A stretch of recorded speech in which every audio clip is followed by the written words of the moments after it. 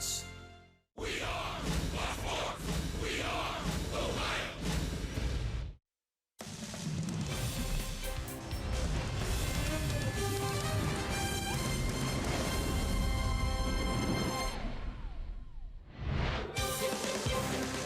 A sweltering summer night in St. Louis, Missouri. We welcome you to Busch Stadium. Game one of the final three leading up to Major League Baseball's All-Star Game.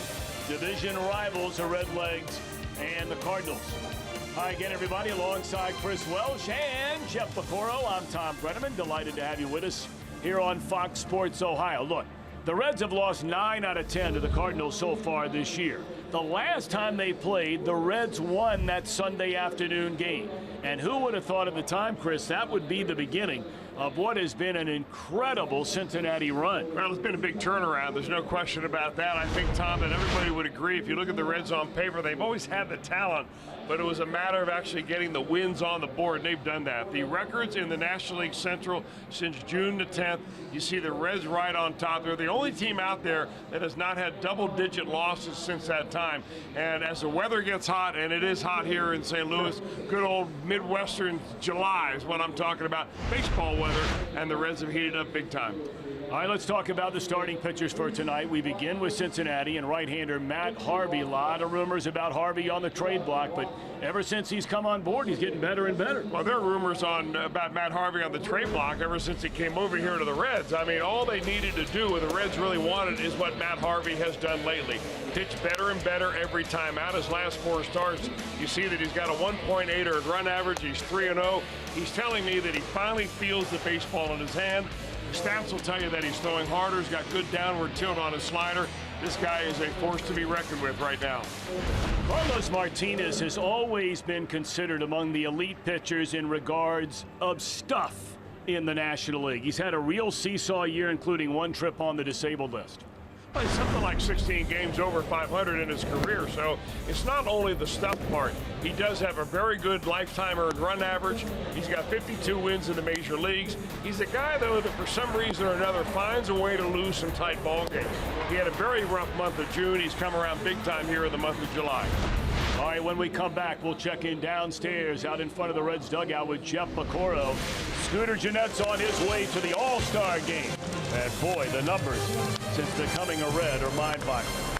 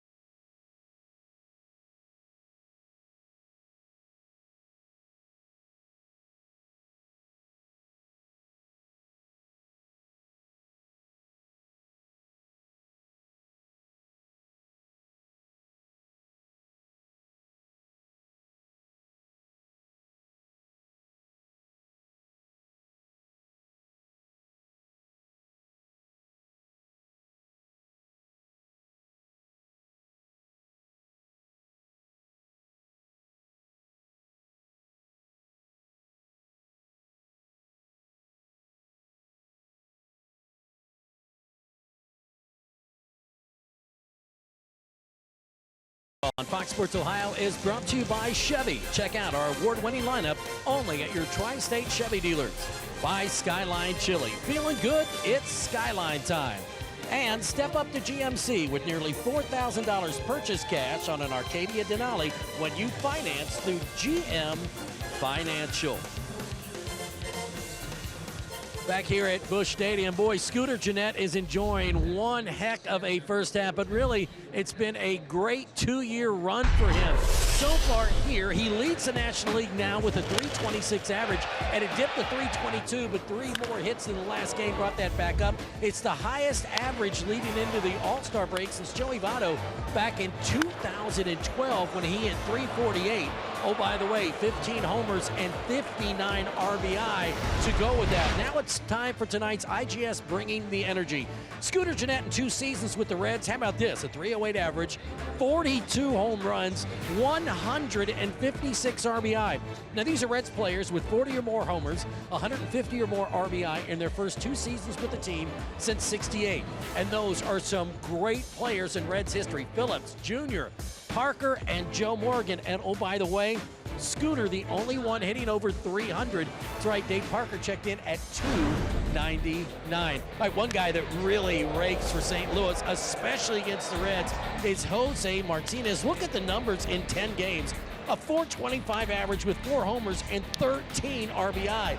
On the season, Martinez is hitting just over 300 with 13 homers and 55 RBI. If the Reds can hold him in check, hopefully they can have a nice game and win this one. When we come back, we're going to hear from the guy who has been the talk of the league, Alex Blandino, and that knuckleball. Wow.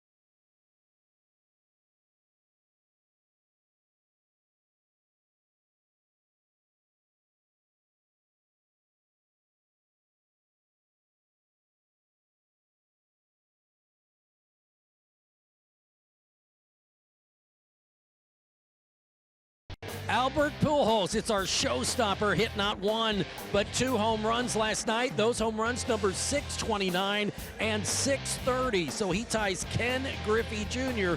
with 630 home runs, 6th on the all-time list. And bad news for Pujols today. It was just announced he was placed on the 10-day DL. He's got some tendonitis in the knee, so he gets a early break here as the Reds head and Major League Baseball heads to the All-Star break after these final series. And now we're going to talk about a guy who has been the talk of baseball, Alex Blandino. Since we were off yesterday, got the chance to talk to Alex about his pitching performance in that final game in Cleveland. He said, look, I have been throwing baseballs my whole life, been a pitcher, and I love throwing that knuckleball. I've been working on it since I was a little kid. I started throwing it back when I was maybe 12 years old. I used to pitch a lot growing up, and in high school, I mean, that's honestly what I mainly threw is knuckleballs, fastballs, and changeups, and that's what I threw the other night. So, I mean, when he asked me if I could do it, I said, yeah, sure. I didn't really know what to expect going out there. I was a little nervous, but it was a lot of fun. You go from 90 miles an hour down to, I think it was 69 or 67 on that pitch, and you get 2 strikeouts in the inning. Yeah, like I said, I was just trying to throw strikes and you know, let the guys get out or something. But it was a lot of fun, and you know, if the opportunity ever comes up again, I hope we're not losing by that much. Obviously, it's never a good thing, but you know, I'll be ready to go. What did the other players say, and what did your texts and stuff? And did you get calls from other players from other teams and stuff too? Yeah, I mean, everyone was really supportive after the game. I think all the pitchers came up to me and sort of gave me a little dap here and there, like, wow, I'm really impressed, good job. I'm just glad I went out there and threw strikes. But overall, you know, I mean, I'm not like a pitcher by any means. Your phone didn't blow up after the game? Yeah, no, I mean, I got some texts. I think there was a cool video of the knuckleball not spinning at all, which was it was pretty like interesting to see. You know, I didn't really know how it was going to come out, but it came out well, and I was just happy to get a strikeout with it for sure. So now they have a book on you. Do you want to do it again? Yeah, I'll do it again, sure. Like I said, the books, you know, hit the knuckleball. Good luck. And how about that pitch there? It didn't spin, not one revolution from his hand to the mitt. All right, the Reds start their final series of the first half against the Cardinals, and it's coming up next. Enjoy the game, everybody.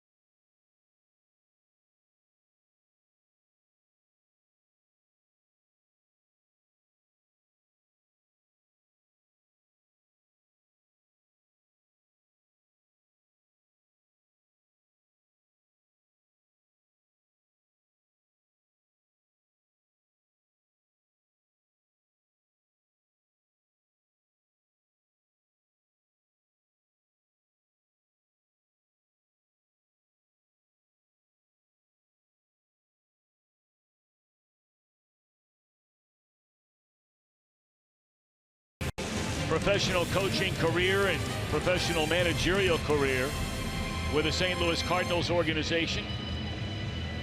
Still a lot of fond memories inside this franchise under legendary manager Whitey Herzog, but he's managing the Redlegs now. And his lineup reads as follows tonight. Jose Peraza, the shortstop, Jeanette at second, Votto at first, Suarez in a cleanup spot tonight, Winker in right, and Tucker behind the plate, a latter third of Duvall, Harvey in the 8th spot, Hamilton bats 9th in center field. Cardinals just on a 9-game road trip. They went 5-4. 2 stops on the West Coast and then a 2-game series against the White Sox, and they have their main man on the mound here tonight, Carlos Martinez. You know, you made a comment early, Tom, in our open about how he has been known for his stuff, and that's absolutely right. He's a guy that, you know, throw the ball 95, 96 miles an hour, but that normally doesn't come with the kind of control that Carlos Martinez is now exhibiting this year, especially over the last 3 or 4 starts. His last start went 7 innings and only did not walk a batter in that ball game. So he's a guy that's on a roll. In fact, Matt Harvey's on a roll, so that'll be a pretty good pitching matchup here tonight. Reds hitters have to lay off the high fastball. That's where he gets a lot of easy outs. And you see his numbers against the Reds. This is his 4th start against Cincinnati already this season. First 2, he really mowed him down. Then the last start, he had a really bad control day. And it was a short outing. Ball 1 to Peraza. This one underway. Jose a swing and a miss. 275 batter. 5 home runs and 30 runs batted in. Served into right field. That'll be a base hit for Peraza, and a nice start for the Redlegs here in the 1st inning against a team they have lost 9 times in 10 games to so far this year.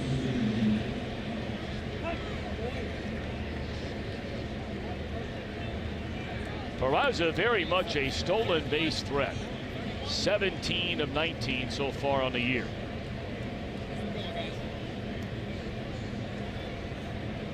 John Tumpain, the home plate umpire tonight. Chris Guccione is at first base. Shane Livensbarger is at second, and the crew chief Jim Reynolds down at third.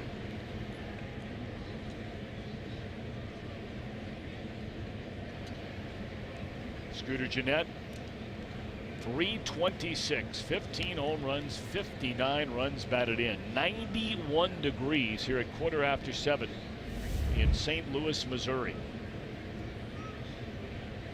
In the old days when they play at Busch Stadium, have the AstroTurf here, it'd be about 125, 130 down on the playing field. Very warm tonight, but nowhere near that. Bunted foul. Cardinals are 8-3 in games started by Carlos Martinez against the Reds all time.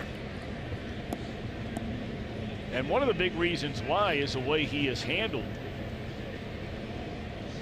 Scooter Gennett, 240 batter. Joey Votto only 3 of 22 against Carlos Martinez.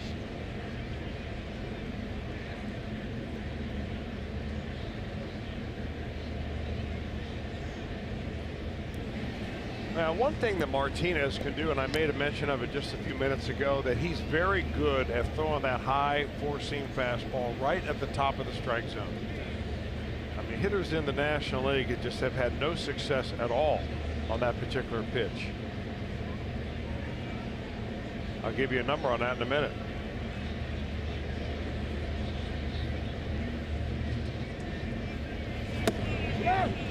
And there it is.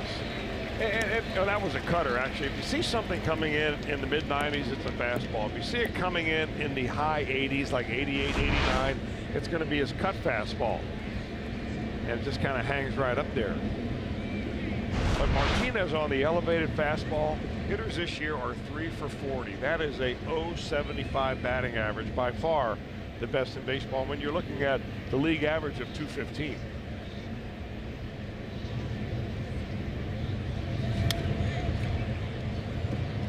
Cardinals starting rotation has been very, very good this year. In fact, their ERA is under 3.5. That's the 4th best in all of Major League Baseball. Their bullpen not quite as good. But the overall staff ERA is solid, and they rarely give up the long ball. In fact, they've given up 80 home runs. Martinez has only allowed a total of 10. Gennett is set up for the changeup right here, and a rollover ground ball is what he's looking for. 0-2 coming. Coming inside. Got him with the slider. Martinez averaging nearly a strikeout per inning.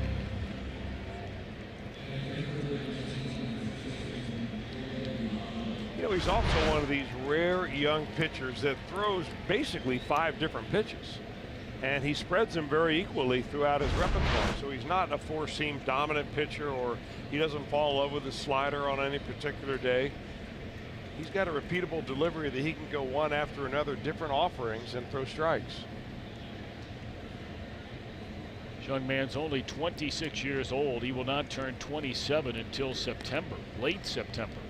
Seems like he's been around forever. The Cardinals brought him to the big leagues in 2013. He pitched out of the bullpen his first 2 years in the league. And this is his 4th straight year as a part of their regular starting rotation. Now Joey.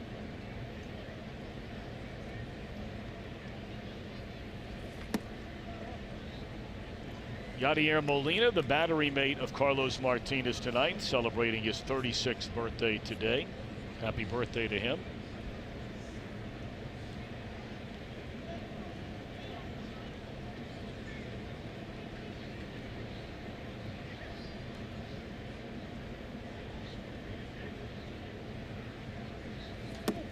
Two and 0.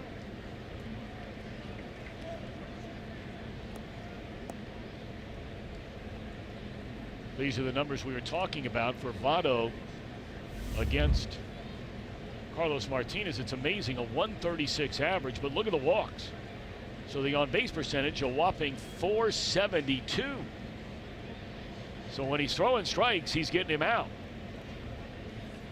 which he's not done in this at-bat so far, 3 and 0. Well, you really wonder, Tom, whether sometimes he really wants to throw Joey Votto strikes. I mean, Votto's going to work his way on base anyway. So unless you have people backing him up that can give Martinez a tough time, you know, maybe that's why those numbers are what they are, that he's kind of pitched around him a little bit.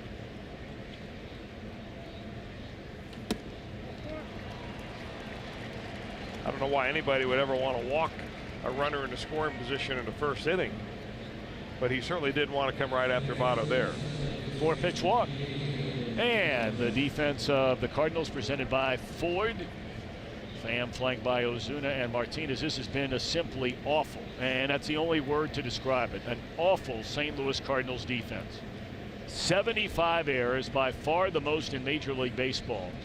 They have not led the major leagues in errors going all the way back to 1976.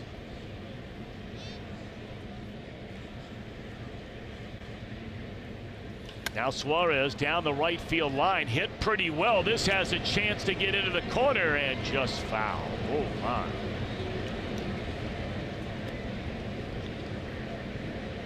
Reds could use an early shot of confidence against this Cardinal team. Well, yeah, I know they beat them the last time, but I mean, we've already talked about 9 out of 10. Well, just think about what the Reds have done for the Cardinals in terms of the standings. Sure. Right now, the Cardinals are, what, 6.5 games behind the Milwaukee Brewers.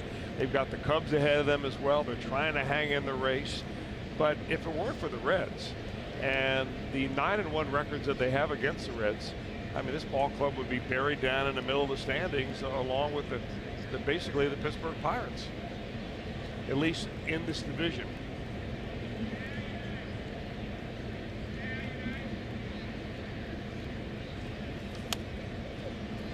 You're doing some math over there, which is not good, but the point is that they would have a worse record on the year than the Reds do right now.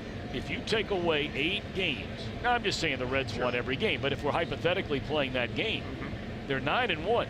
You take off 8 wins from their total right now, which sits at 47. All of a sudden, you're looking at 39 wins. The Reds have 2 more wins than that.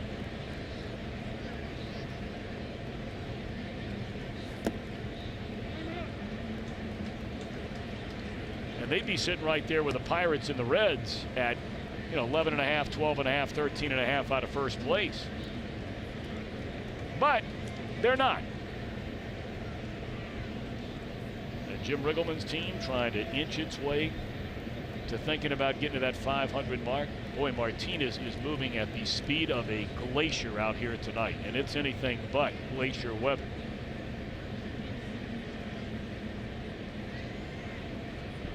One ball and 2 strikes, 2 on. Got him swinging.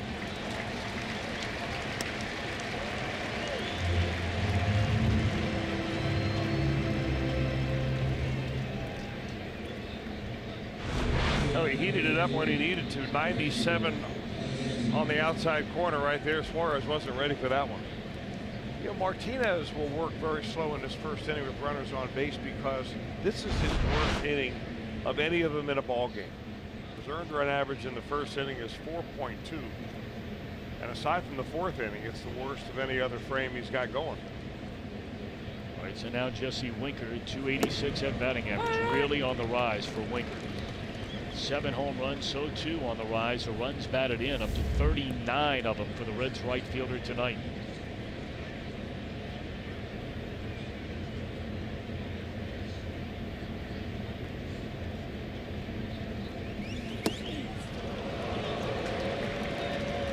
Oh, and 2.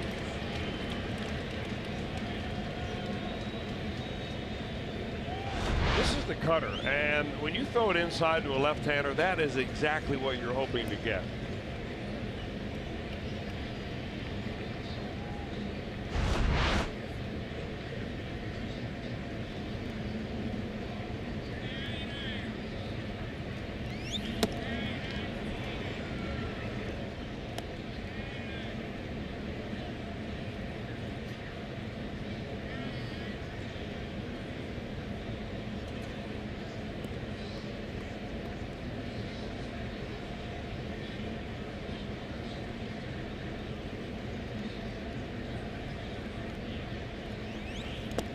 Breaking ball down and in. That's a pitch he struck out Jeanette with.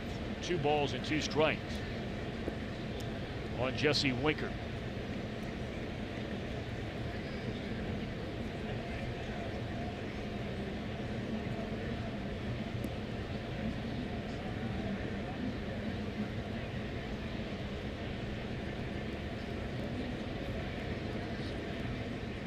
Two balls, 2 strikes, 2 on, 2 out. Top of the first inning. Winker waiting. Martinez to the plate. We'll do it again.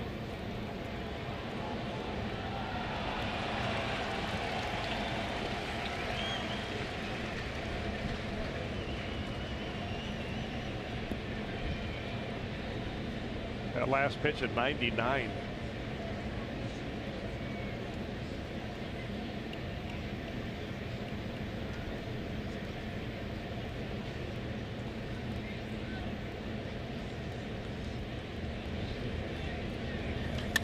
That ball in the air to left center field, hit a ton, and that ball will go off the wall to bring in a pair of runs, and the hot hitting for Jesse Winker continues. Man, oh man, is he heated up again. 2-0 Cincinnati here in the opening inning.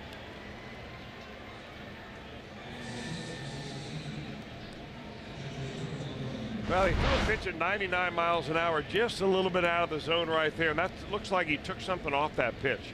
Tried to fool him on a changeup, perhaps. Kind of going away from him a little bit, but boy, Winker stays right behind it, and by about 1.5 feet, this is a home run. That would have put the Reds up 3-0, but he'll settle for a 2-run double. That's a good start. Real good start. That's that shot of confidence perhaps the Reds needed coming in here to St. Louis, and there's a ground ball off the bat of Barnhart. Wong will throw him out, but a nice start indeed. A 2-out, 2-run double by Jesse.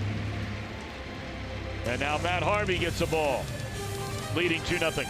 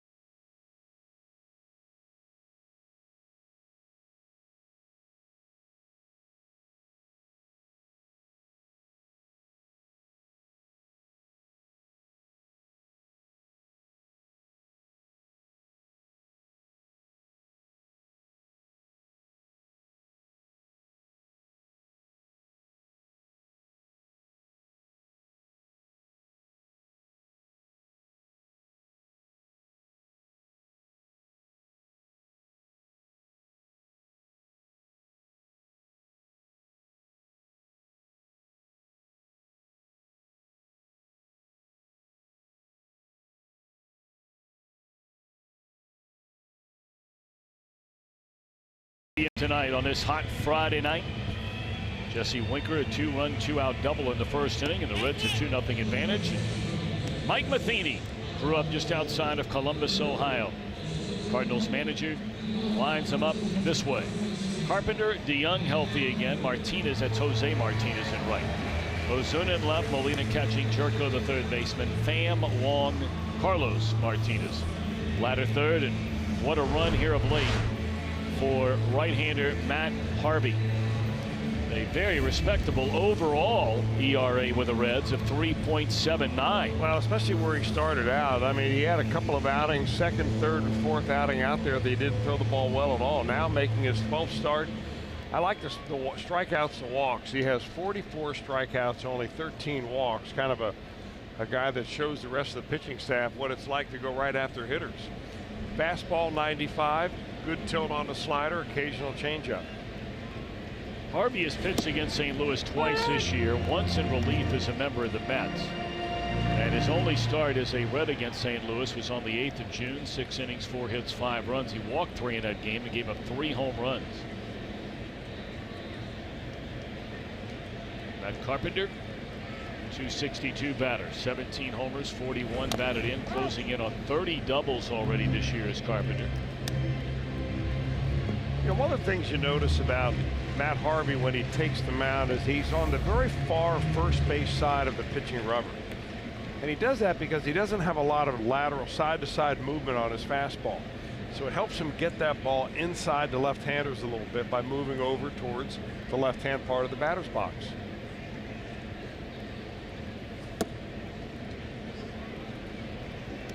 Tried to get it there on that pitch. 1 ball, 2 strikes.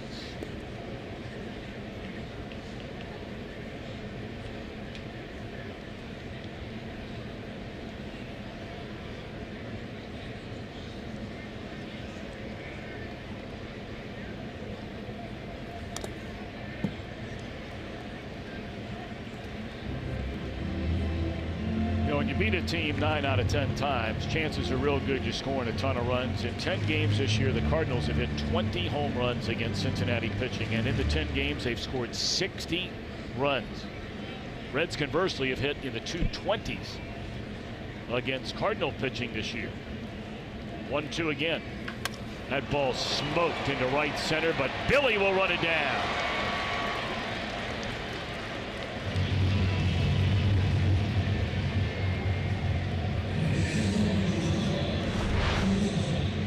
It's a big outfield here at Busch Stadium, and it always helps to have a guy who can run him down almost like none other.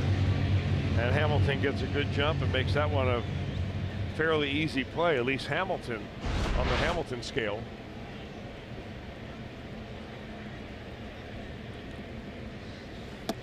First pitch fastball in there to DeYoung.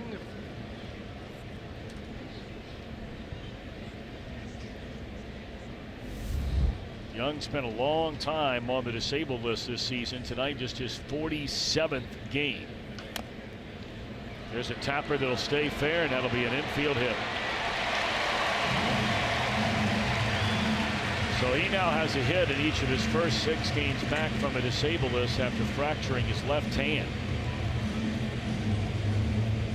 Take a look at the Reds on defense tonight. Presented by Ford. 2-ball, Hamilton, Winker, left, center, right, regular cast in the infield, and once more Tucker Barnhart behind that plate. Started all the games in Cleveland, although he did get a break in that blowout loss on Wednesday night.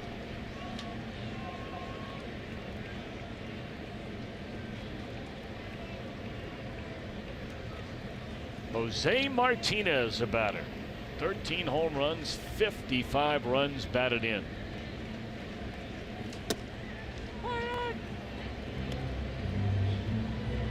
Four of those 13 home runs have come against the Reds this season. He has been a .420 batter against the Reds. Now, we mentioned the game that Harvey gave up 3 home runs. 2 of them were off the bat of Jose Martinez. 1 ball, 1 strike. Well, that was kind of a cheapie down the right field line, a Great American Ballpark gift, but that was nothing cheap about that. in one of the deeper parts of the ballpark. That little driveway right next to the visiting dugout in left center field.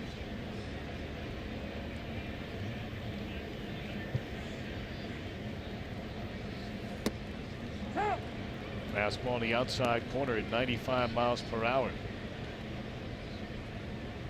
You know, the more I watch Jose Martinez hit, the more I'm convinced that he's, I don't want to call him a guess hitter, but he's looking until he gets a couple strikes on him, either inside or outside. He stands very far away from the plate. He has a move that definitely takes him towards, say, the second baseman with his front foot. Got very long arms, big, tall guy.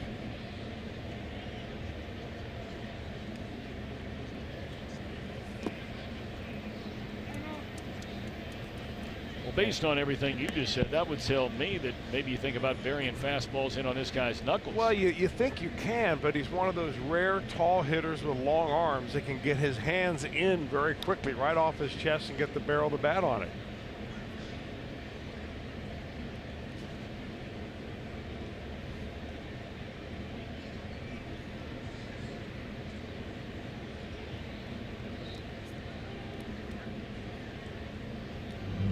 DeYoung has not attempted a stolen base so far this year.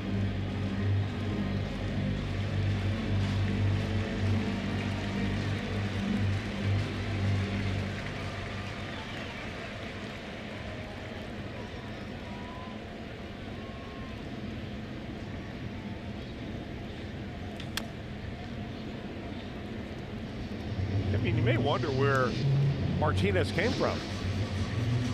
I mean, he was a relative unknown before being traded over to the Cardinals in 2016, was assigned down to their AAA ball club. And then, boy, did he ever burst out onto the scene last year. Had 307 plate appearances and had 14 home runs. So that was great production. This year, he's been right in the middle of the order doing a lot of damage.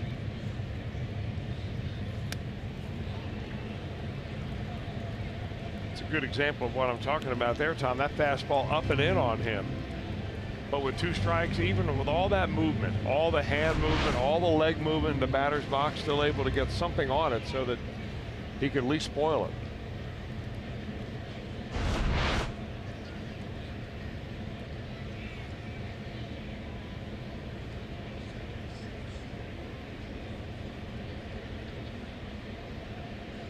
Still 2-2 on Martinez. Runner at first, 1 out.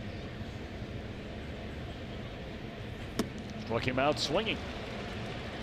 2 away in the inning. And here comes Marcell Ozuna. Down and away, usually pretty good place.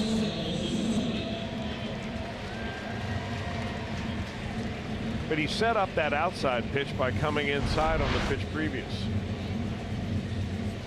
I mean, the real quality pitchers, they're always working the ball around different parts of the strike zone.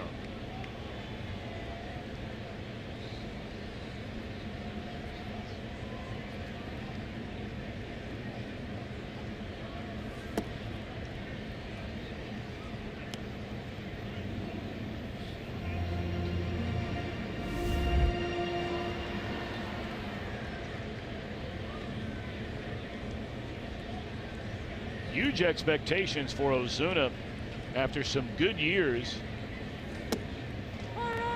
with the Miami Marlins. It's only been the last month and a couple of weeks where he's really turned it on. Since June the 1st, he has 40 base hits.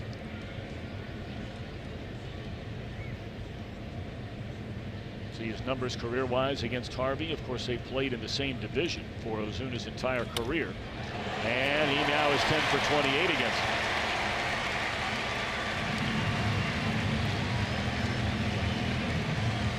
Really starting to heat up now is Ozuna. Not all the thunder they were expecting.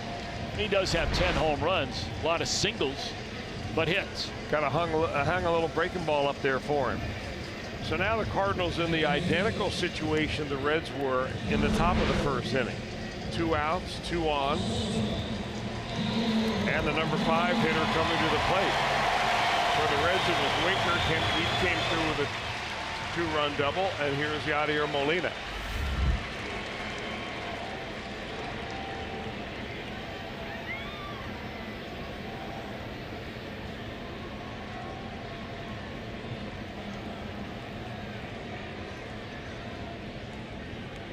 So Molina digging in, first and second. And a first pitch fastball low and away. 1-0 on Yadier Molina.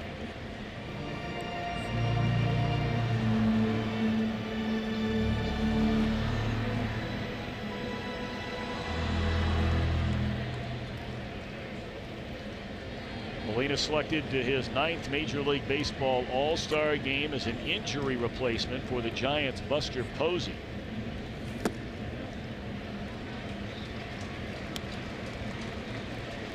And ahead in the count is Molina, 2 balls and no strikes.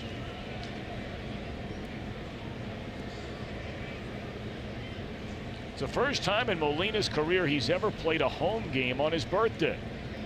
It's pretty hard to believe. Been around as long as he has, you think sooner or later you'd fall into one on the home front. 2 balls and a strike. Breaking ball. Fooled him.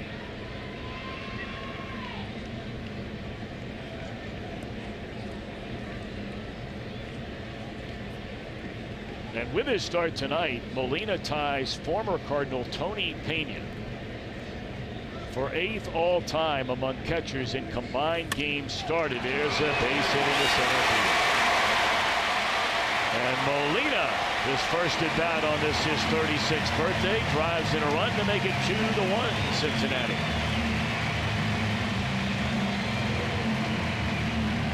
Happens all the time, doesn't it? You get a matchup of a couple of really good pitchers that are on hot streaks, Carlos Martinez, Matt Harvey, and you're not even out of the first inning and already 3 runs have scored.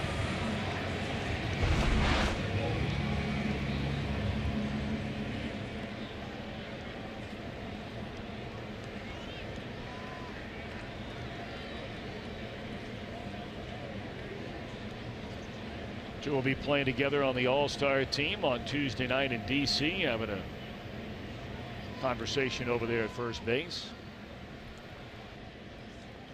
Now Jerko swinging a miss, strike 1. Remember the stories you used to hear about pitchers in the All-Star game? Bob Gibson was one of those who they would tell a story about it. He didn't want to go to the All-Star game because he didn't want to talk to any of the other hitters. That's right. That are on his own National League team. That's right. In case he needed to pitch him inside a little bit later on in the year. Yeah, didn't want to be friendly with him. Yeah. Didn't even want to talk to him.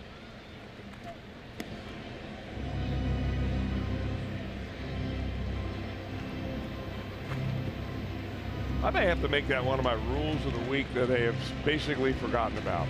The no fraternization rule. All right. I mean, they may as well just burn the page if that one's on. Otherwise known as a kissy face. That's right. No balls and 2 strikes on Jerko with 2 on, 1 in, 2 out.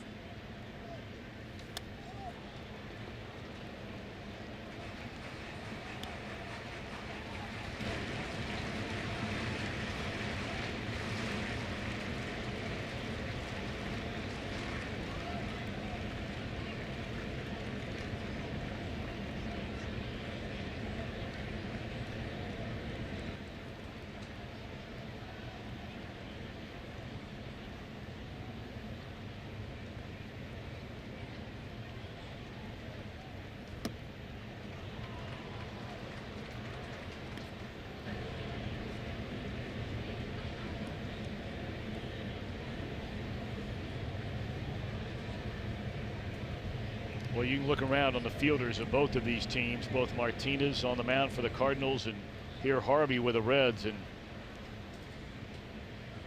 a lot of restless defenders behind him.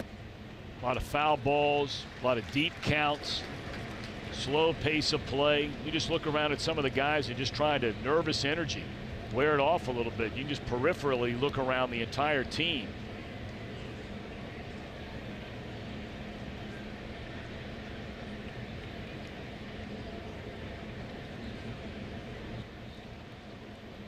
Two and 2 the count on Jerko.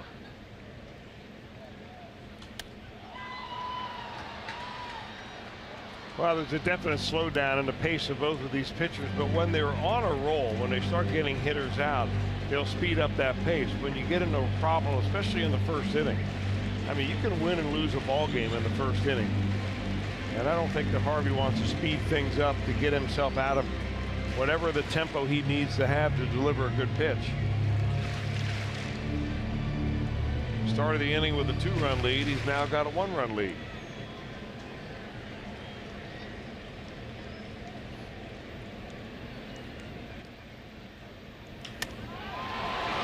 Hit pretty well in a deep right center field, and Winker at the track will haul it in. Big ballpark. Cardinals get a run. Strand 2. 2-1 Reds at the end of an inning.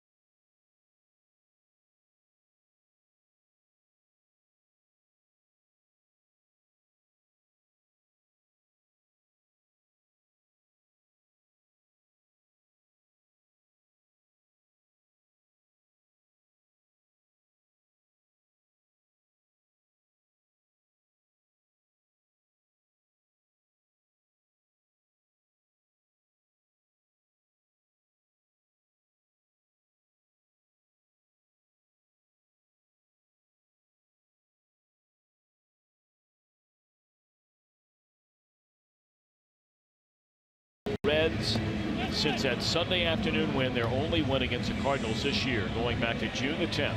And look where they rank. So many categories. #1 in record, #1 in runs per game, #1 in on-base percentage, 2nd in batting average, and 2nd in slugging percentage. Well, all those numbers have to make that man very happy. Oh, yeah. Of course, he feels like he's got a lot to go here in the rest of this season to try to continue the success of the Reds and maybe nail down this job on a permanent basis. Here we go in inning number 2. Reds lead 2-1. It'll be the latter third, Duvall, Harvey, and then Billy Hamilton against Carlos Martinez.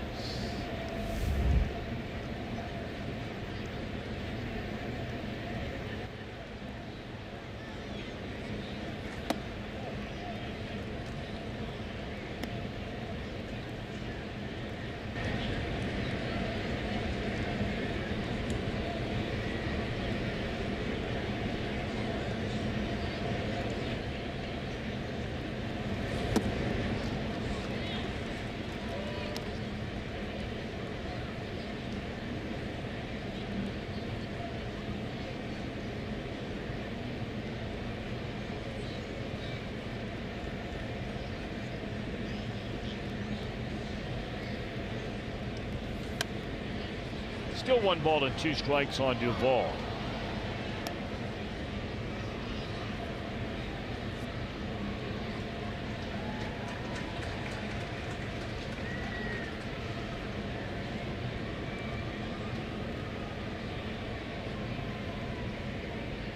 This would be a milestone night if the Reds can find a way to pull out a win against the Cardinals here tonight. The Reds have 999 wins against St. Louis going back to 1900. And this place, of course, has been a house of horrors for the Reds. Doesn't matter who the manager is and basically who the players are. Had a real hard time winning in this ballpark. That ball rolls by Martinez, but Colton Wong waiting there behind him to throw out Duvall to begin this second inning, and Matt Harvey coming up. Some pretty fancy shoes that Colton Wong is wearing tonight. Very. I know that there has been in the past, I don't know if MLB has finally lifted the restriction, but there have been the uniform police out, making sure that players wear shoes that are at least the color of their own team's uniform. I don't see much matching going on there with Colton Wong. Well, the only yellow you see, or that I guess, you know, off yellow, would be in the bat of their logo across the uniform. Good point. So maybe that's how he gets away with it. You look good in a pair of those babies. I mean, they don't have to have spikes, but, you know, I'm saying like sneaks. I actually have an extra pair. You do? Let's both wear them tomorrow. Let's go. I'm all in. That'd be a good look. We got a, you know, late afternoon start tomorrow. What, 3 o'clock here, right? 4 o'clock back on the home front, and that'd be a real good look. Harvey does not have a hit as a Red. 0 for 23.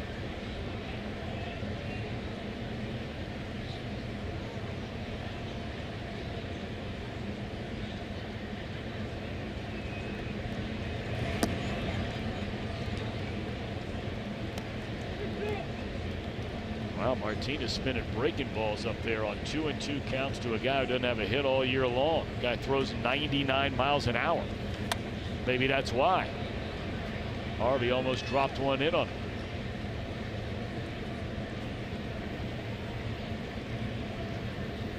Harvey does have 2 hits this year. They both came obviously with the Mets.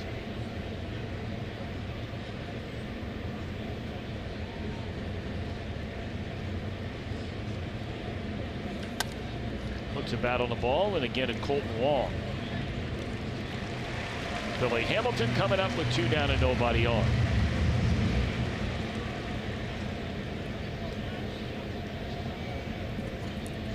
You know, last night something happened up in Columbus, Ohio that granted, it's not going to get national news, and it's not even going to get any news, you know, on some baseball website. But I certainly believe congratulations are in order for a young man who plays for Louisville. And we've seen him with a big league club here last year. Hernan Iribarren. He had 3 hits in a game against Columbus last night to give him 1,500 professional career base hits. That is saying something. Sure is. He's only played in 48 major league games, so he has over 1,481 hits as a minor leaguer. He's 2 games away from playing in 1,400 minor league games. So congratulations to him. He stayed with it, never given up the dream, and just keeps on hitting. Congratulations.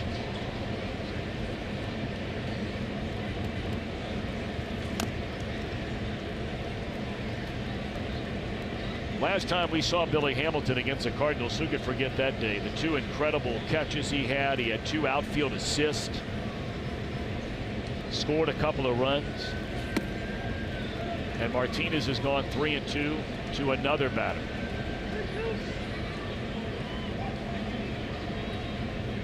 Oh, the stuff this guy has. And you're right, you brought up earlier, his career ERA is excellent, 3.4. You know, he's 16 games over 500 in his major league career. You take him all day, every day. But watching him every 5 days has to become frustrating, I would think, at times.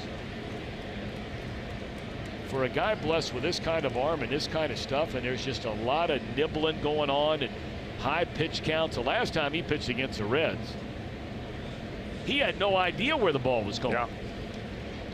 He fixed that. Yes, he did.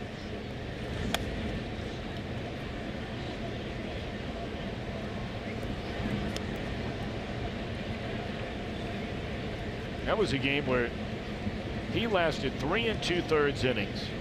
3 2/3 and threw almost 100 pitches. He walked 7 batters in the game. And this ball is crushed by Hamilton. And that will sail to the wall, and Hamilton will stop at second base with a double. There's another one. Didn't miss by much from getting out of here. You know, I'm going to give you a really weird stat here, and I was reluctant to do it until Billy Hamilton reached base right here. But in the last 6 games,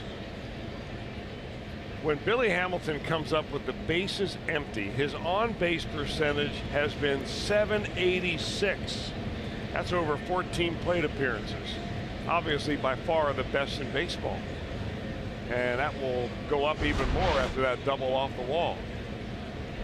He's playing by far his best baseball of this season. And over the last month and a half, you could make the argument he's playing the best offensive baseball of his major league career, and I don't really think you'd have to do a whole lot of arguing about it. Put that koozie on out there. See, the last 10 days, a .500 batting average. But how about the last 30 games? A .330 batting average. .330. With 24 runs scored.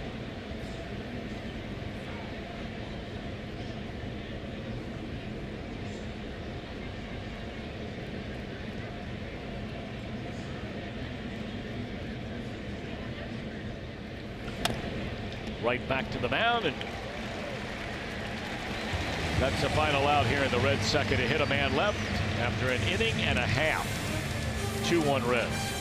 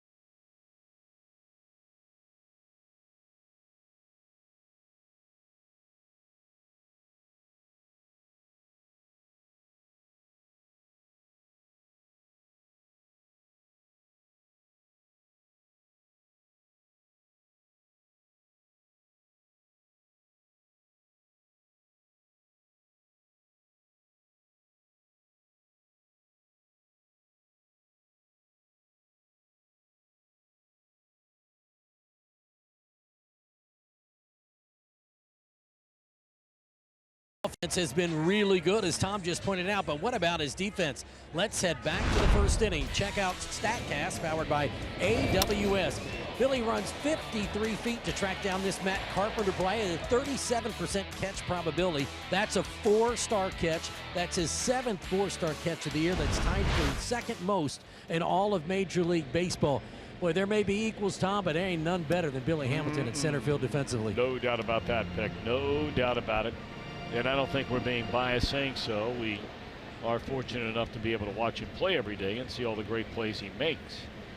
And I'm sure the Braves people would tell you the same thing about Ender Enciarte, and he's a guy that's won the Gold Glove in center the last couple of years. Hard to imagine he'd be better than Hamilton, but kind of funny, you talk to the Cardinal people and they'll say that the alternative to Tommy Pham, who's in the batter's box right now playing center field, is Harrison Bader. He's on the bench tonight, but they say he is perhaps the best defensive center fielder in baseball. Now, he's a backup player right now, doesn't get to play every day. But since we're in Missouri, you got to show me. You're exactly right, big boy. The show me state. And you can't show me sitting down on a pond.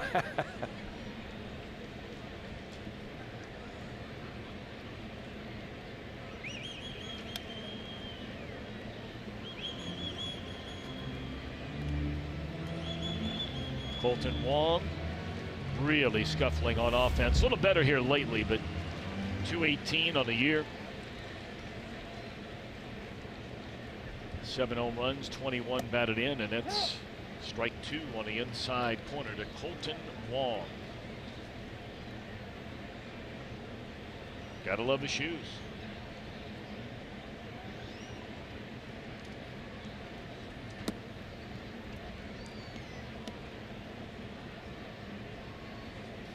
I mean, they're hoping that, you know, here over the last handful of days where Wong has 10 base hits, that this might finally ignite him offensively. Great athlete, very fast, but he's just never been able to do it consistently year after year after year, and that's a bouncing ball to Votto for the second out of the inning. I'm told this is the first game ever that Wong has worn those gold shoes.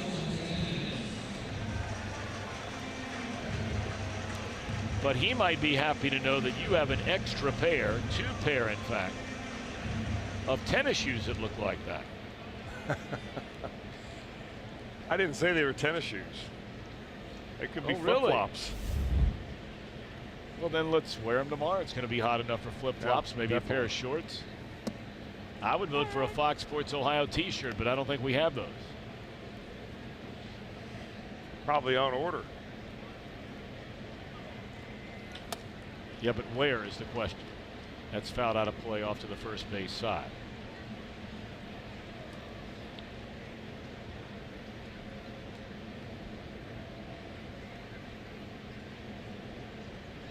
You know, there's a lot going on here in St. Louis. You know, with this franchise, I mean, this is a model franchise. They sell out every night. They've had incredible success. They've won 11 world championships. I mean, you know, look, for most franchises, they are the envy, the gold standard of what you want to be in terms of winning games and putting fans into seats. But there's been a lot happening here lately. You know, you had the president of baseball operations that went on a podcast and pretty much lit into Dexter Fowler about not playing hard. They made a big deal of that around here. And now here recently, making headline news just the last couple of days, where some reports surfaced is Jeanette will get to it and Martinez will go to the bag in time for a base hit. It's 2 balls in a row that Votto's gone way to his right on balls really he had no chance to get to. Well, perfectly placed by Martinez. He didn't have a chance to get to it. Votto, that is, because he laid out and tried and came up short.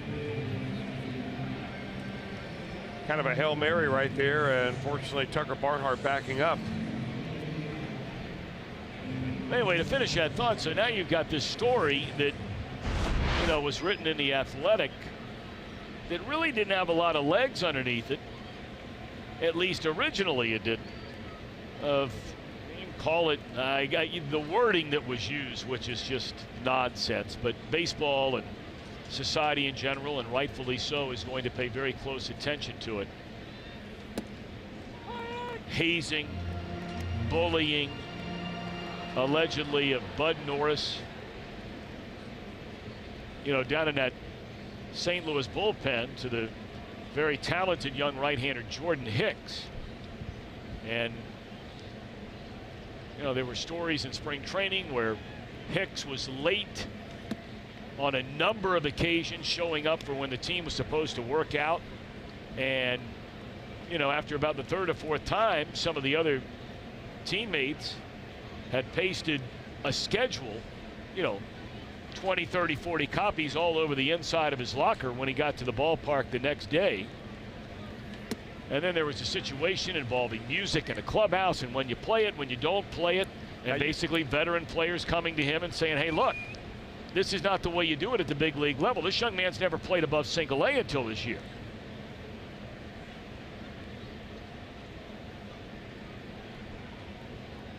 But it's become a big deal here in St. Louis, whether it's a big deal in their clubhouse or not. I don't know if anybody really knows. Well, it's a big deal because the Cardinals are on the verge of falling out of the race. And that's the biggest problem of all here in St. Louis, and a team that is used to being in the playoffs year in and year out. And that article that you referred to you know, was basically calling for a managerial change. I personally wouldn't give that article two seconds of thought after I read it. I mean, really the bottom line is this: when you're evaluating your team, no one really knows except those players and coaches that are inside the clubhouse what that clubhouse is all about. So all you can do if you're an observer is watch the team. Are they playing hard? Are they running out balls? Are they taking extra bases when they should?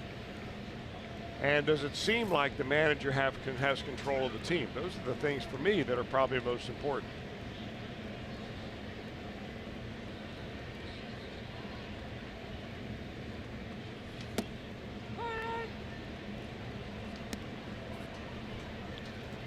Well, 2-out trouble here for Harvey. Retired the first 2 batters in the inning.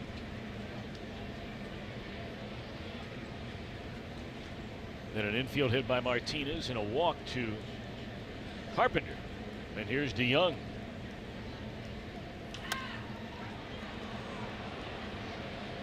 Well, what these 2 long innings have done here, by allowing the number 9 hitter in the order to reach, you extend the inning, and now all of a sudden you're throwing, you know, more and more pitches. You're going to have close to 50 pitches under your belt by the time you finish 2 innings on a night when it's probably as hot and as humid as the Reds have played in all year long.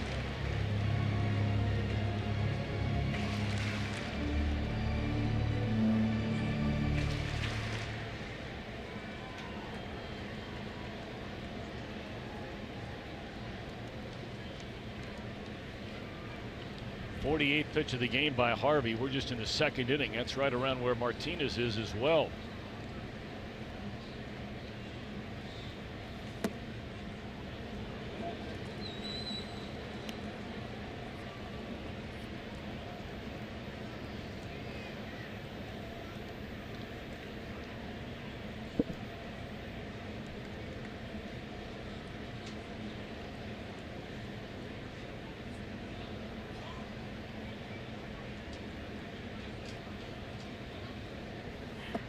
Struck him out, and that'll end the inning.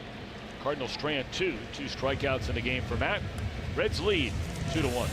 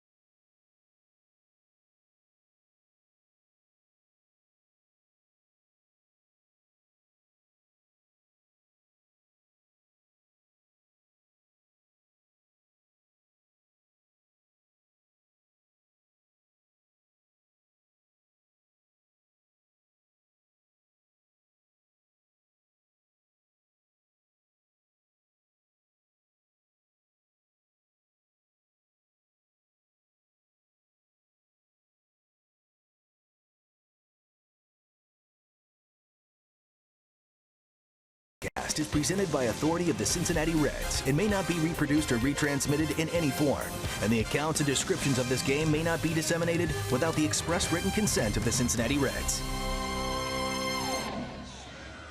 Heading to 3rd inning here at Busch Stadium, where the Reds lead at 2-1. Some all-star additions today. Jeremy Jeffress replaces Sean Doolittle. Nice record and great ERA, but Blake Snell should have been all along. 12-5 with a 2.27 ERA. That's third in the American League. He replaces Corey Kluber. And Charlie Morton at 11-2 replaces Aroldis Chapman. And don't forget to catch the biggest stars at the 89th MLB All-Star Game presented by MasterCard July 17th on Fox. Our coverage begins at 7:30 Eastern Time. That guy will be there, Tom. Tell you what, I love seeing guys, and I felt like that Jared Hughes was a guy who certainly deserved some serious consideration for the All-Star team. I love seeing guys like Hughes. He didn't make it, but Jeffress now having a chance. The guys that aren't the closers that are in, as you frequently talk about, the really high leverage situations, maybe the biggest in a game in the 7th or 8th inning. Scooter Gennett launches one deep to right field. Bye-bye. And a 3-1 Cincinnati lead.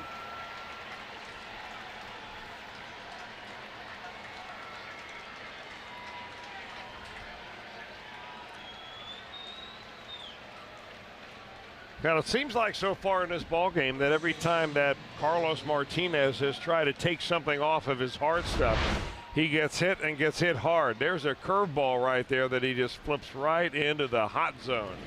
And I mean, that is Scooter's wheelhouse.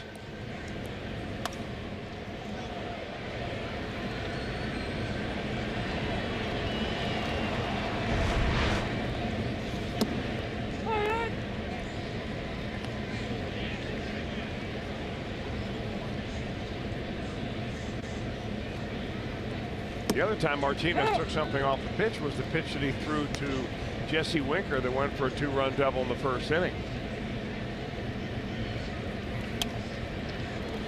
Soft ground ball to the shortstop, and Votto is thrown out by DeYoung.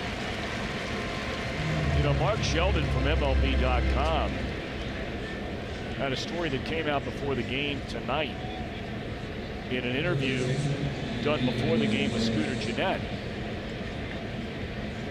where Gennett says the Reds all of a sudden want to start talking about a longer-term deal with him. Now, these are the quotes from Gennett, not from me. His quote was, "Just from the talks that I've had with the guys in control of all of these things," meaning a long-term contract, "I feel like they want me here. I feel like, just from what I've been told, they want me here for the long term. What I'm getting is CEO Bob Castellini wants me here for a while. And when it comes to all the trade stuff, it would be going against what I've been hearing," unquote, directly from Scooter Gennett.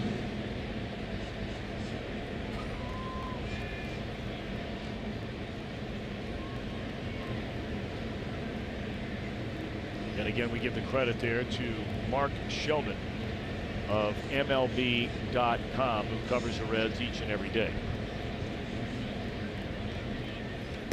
Well, if you look at it this way, Scooter Gennett will not be a free agent until after next season. So the Reds have him this year. They'll pay him whatever he requires as far as the arbitration numbers for 2019. If you want to keep him long term, maybe now's the time you talk to him. Or you wait it out and make a deal with him next year if you still want him.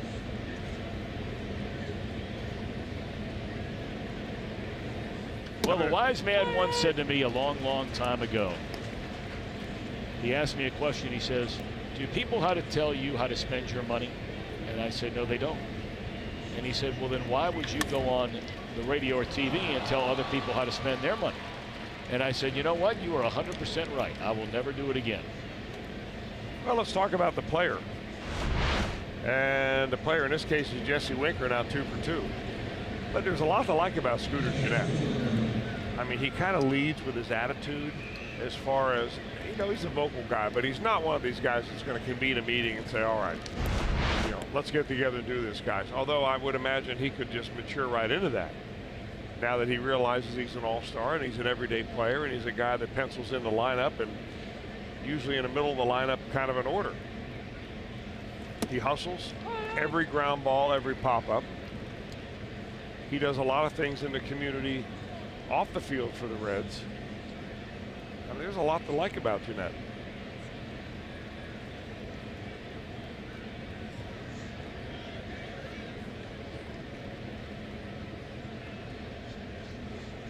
think the other part of that, Tom, is you ask yourself, if you're making decisions in the front office of a baseball team, you ask yourself, what do you have down in the minor leagues in reserve? Yes. And are they big league ready? Do you have some guys knocking on the door?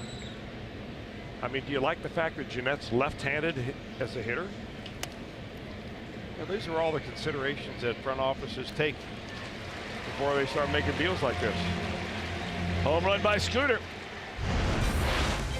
Gives the Reds a 3-1 lead after 2.5.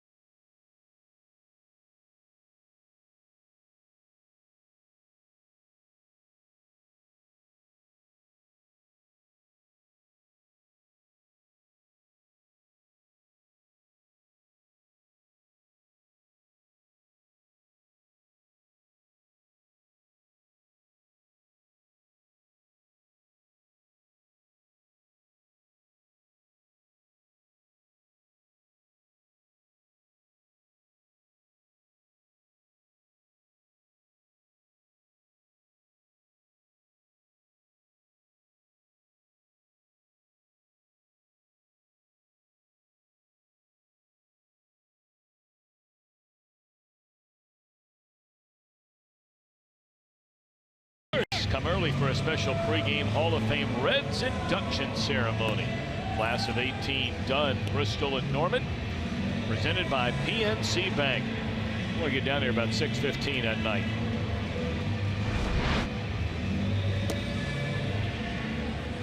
Well, they're giving away those cowboy hats tonight here at Busch Stadium. You see them all over the ballpark. And I guess they've decided they're going with primarily, Chris, the country music theme here tonight. It's good stuff. I figured you'd like that. You like it? Yeah, sure do. It's been good. It's a nice change of pace. Not every night, but you know, mixing it in there has been nice. All right, heart of the order now for Harvey, Martinez, Osuna, and Molina. Reds lead 3-1.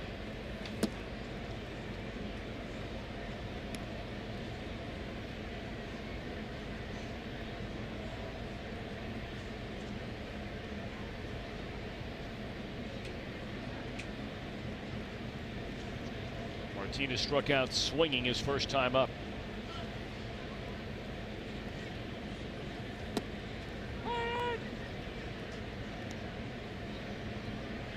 Tenth leading hitter in the National League, just above 300, leads the National League in 3-hit games, does Martinez. He has 12 of those this year.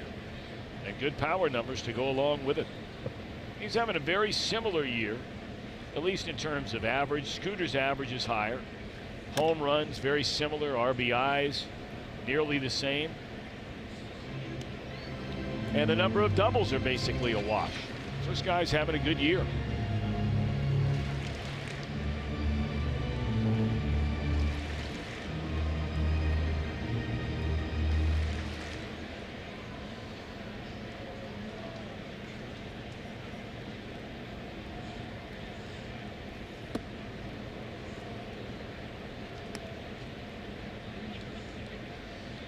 A ton of 2-2 and 3-2 counts in this game here, just in the bottom of the third inning.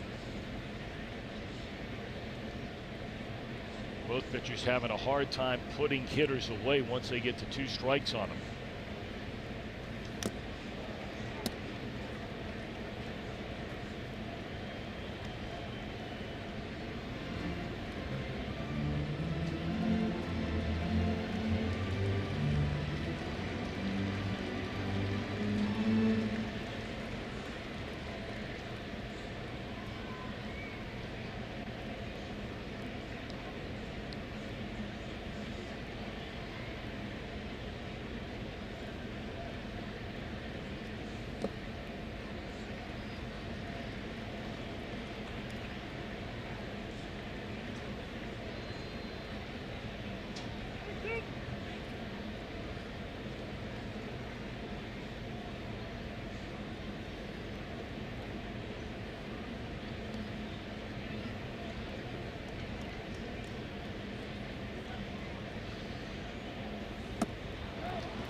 He went around. That's strike 3. Martinez knew it.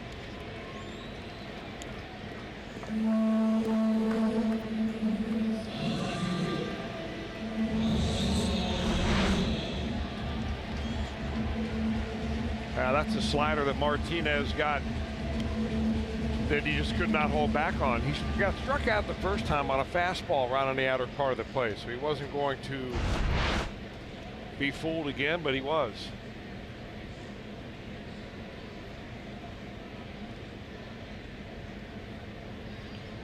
Ozuna single to left field his first time up.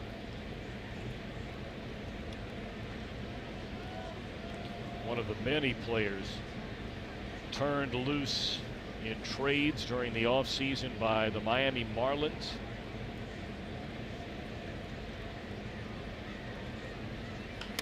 And that is a team that is really struggling, to say the least.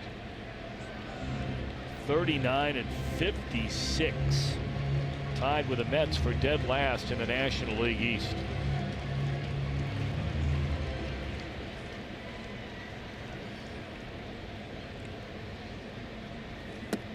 How do you like this color of the sleeve that Marcell Ozuna is wearing down there?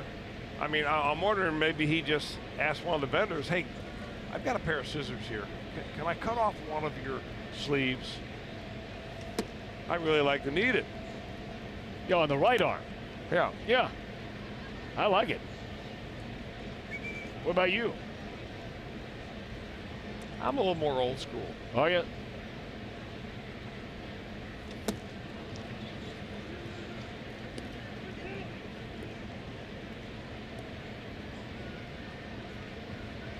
Well, he didn't have to go very far to find it. No. I used to have that job as a kid, giving the ushers and the personnel that sold concessions around the ballpark their uniforms every night. So you don't have to go very far down the hallway to find an extra 1 or 2 of those. Coming up later on, we'll have our Hold True moment, brought to you by Miller Lite. Now Molina. Neither pitcher has had a 1-2-3 inning. Reds have left on 3. Cardinals have stranded 4 through the first 2 innings.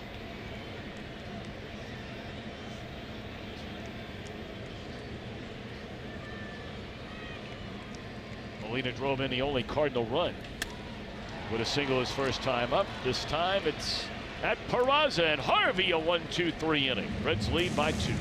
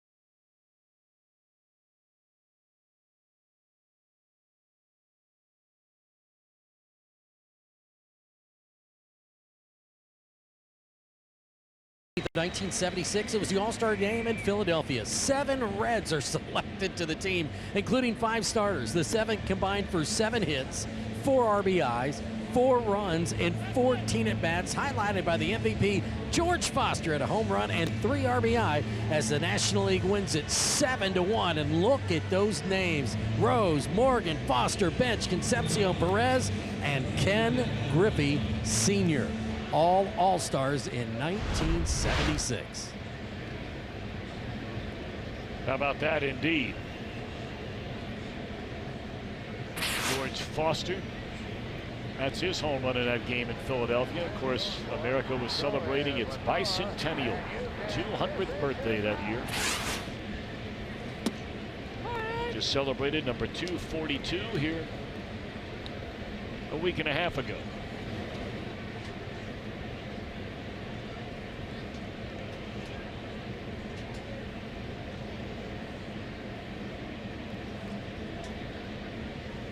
Reds lead 3-1. Duvall, Harvey, Hamilton here in the 4th against Martinez.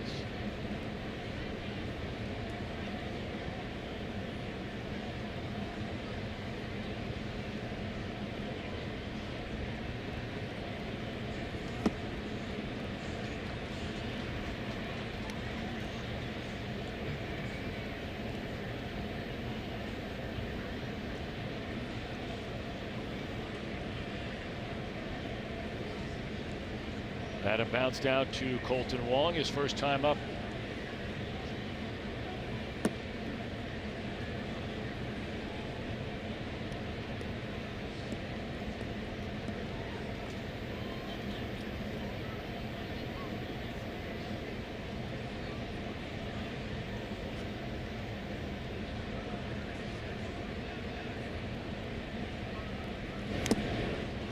Foul tipped and then caught by Molina. First strikeout since the first inning for Martinez. One of the things that I find interesting to watch about Carlos Martinez, as you're watching the Fox box, will give you the radar gun reading on each one of these pitches. That's a changeup right there.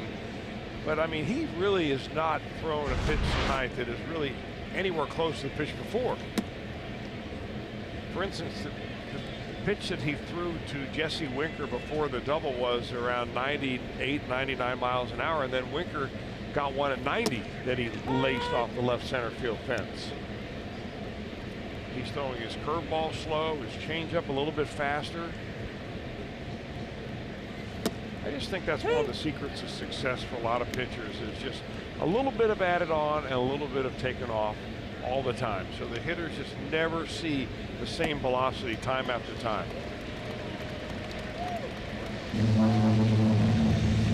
Back-to-back strikeouts, 4 in the game now for Martinez. All right, Sunday we'll wrap it all up. The World Cup final. France looking for its 2nd World Cup trophy. Croatia, what a story, looking for its first. Coverage begins Sunday 10 a.m. on Fox. We're streaming live on the Fox Sports app. Sunday 10 a Eastern.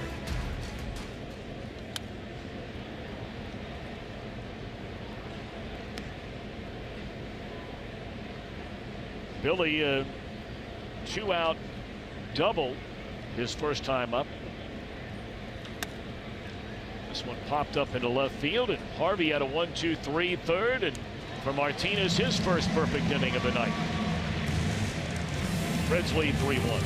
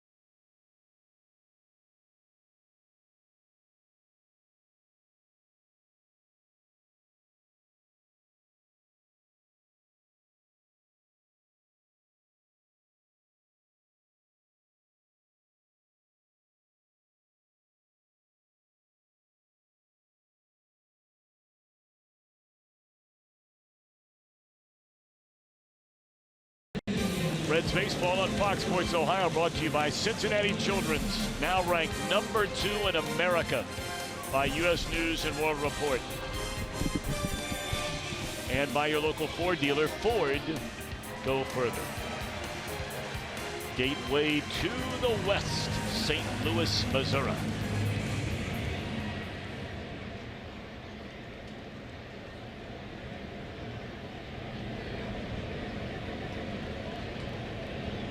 Bottom of the 4th inning, Reds with a 3-1 lead. Bottom part of the batting order, 6, 7, 8. Jerko, Pham, Wong v. Harvey. 3 runs, 5 hits for Cincinnati. 1 run, 4 hits for St. Louis.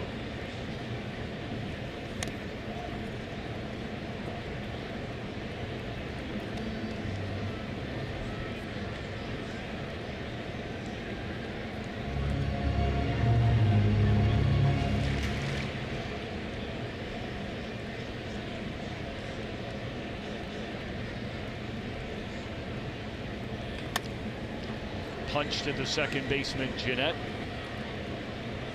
1 away.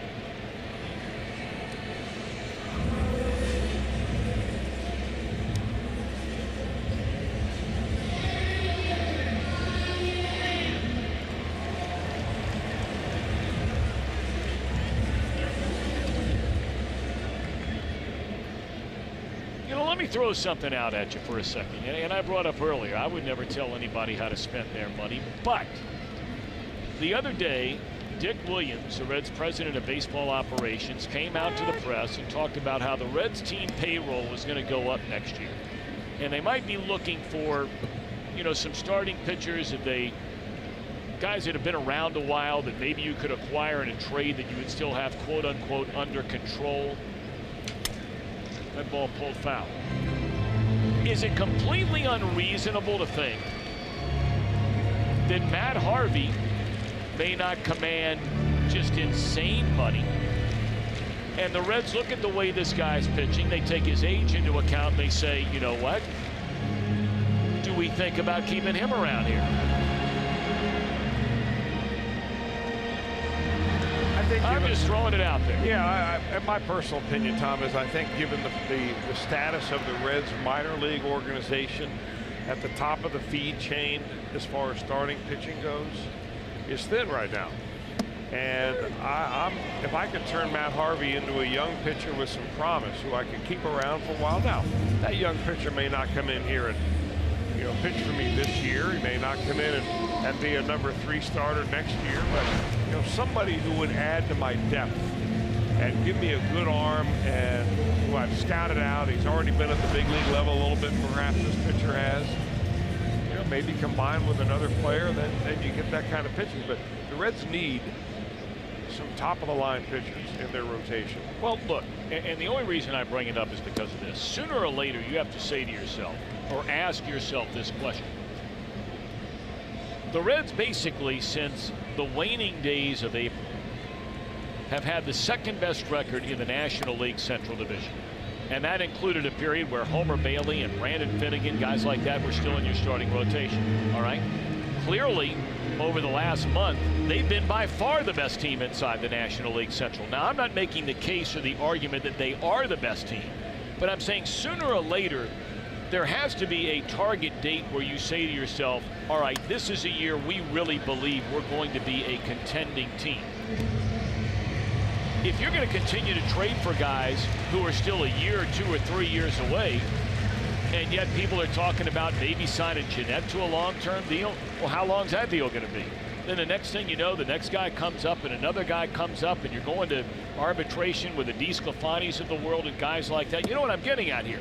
Sooner or later, you have to say to yourself, we think we are a contender, and we're going to commit to being a contender by X date. Does that make sense? Yeah, it makes sense. And I'm not suggesting it is for the Reds next year. I have no idea. But the more young guys they continue to go after, and let's face it, they've traded for a lot of really young starting pitchers who came with a reputation of having a chance to be really good major league pitchers. And outside of Luis Castillo, we haven't seen it. Cody Reed and Brandon Finnegan are in AAA. I'm trying to think of the pitcher that the Cubs traded away. and then came back and re-signed Jason Hamill. Jason Hamill. So if you like that kind of a deal, you can always do that. Down to first. Harvey on a roll now. That's back-to-back perfect innings. He's retired 7 straight. Reds still lead 3-1.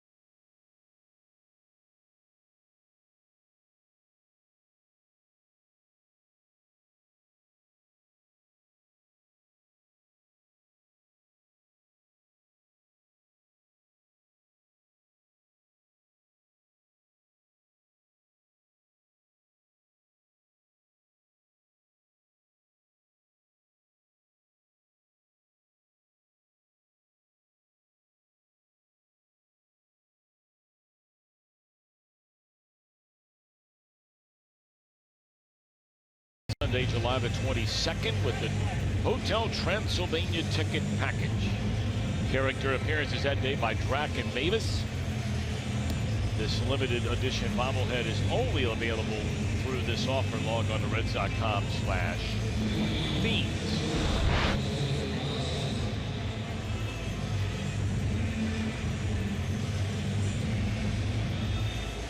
Carlos Martinez set to take the ball here against the top of the order for the Reds in the 5th inning. Cincinnati a 3-1 lead. Reds with 2 in the first on a 2-out 2-run double by Winker. Molina run scoring single in the bottom of the first, and then Jeanette a solo home run leading off the Reds' 3rd.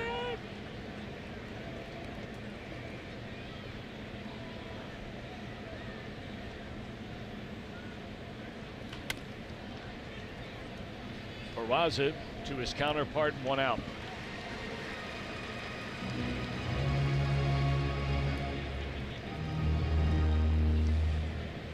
Yeah, it's almost like the tension has been released out of this ball game compared to what it was in the 1st inning and the 2nd inning. Pitchers are working faster. They're throwing strikes. They're not trying to throw the ball by the hitters like they did early on. And all of a sudden, you're getting a lot of first pitch and second pitch easy outs.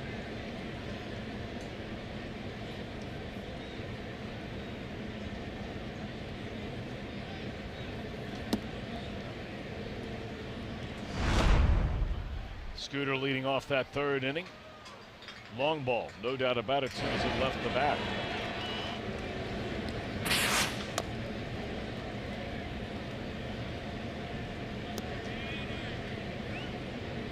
That home run that Scooter Jeanette hit off of Carlos Martinez broke a streak of 22 innings, dating back to June the 21st for Martinez without giving up a home run.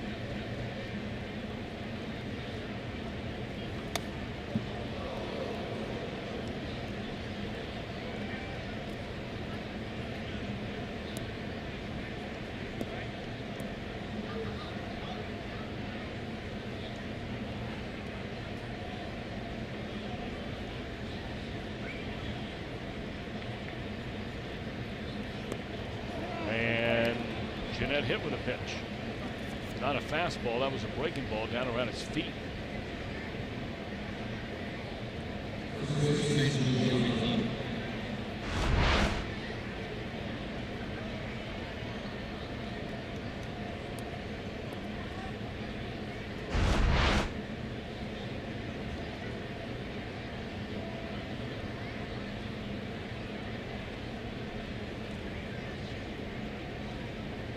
Hitting batters, nothing new for Martinez. Most in the National League, that's 11 of them on the year.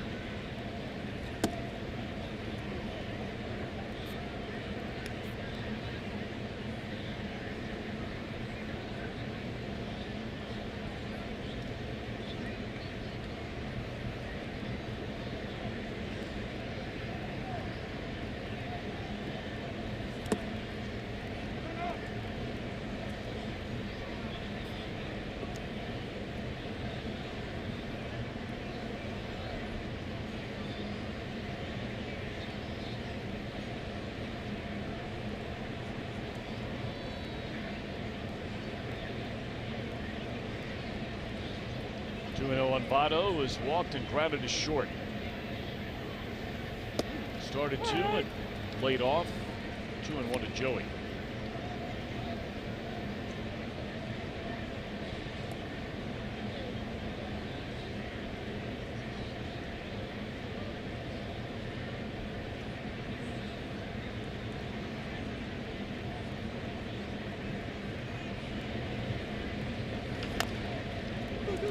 Martinez will go to second. They'll get the out there, and no relay throw from DeYoung.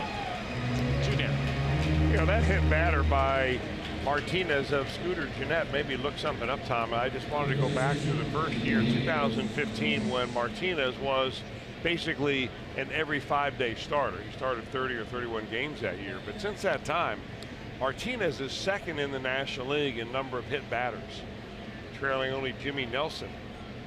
That'll be Milwaukee Brewers. Nelson, they hope to get off the disabled list. The Brewers do. That'll only bolster their rotation when he finally gets healthy and comes back. I think they're projecting that sometime in August. Brewers are getting kicked around again tonight by the Pirates. They're in danger of losing their 3rd straight game. They went into play tonight with a 1-game lead over the Cubbies.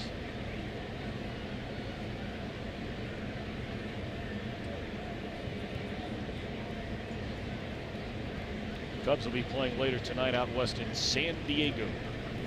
Not a bad weekend stop.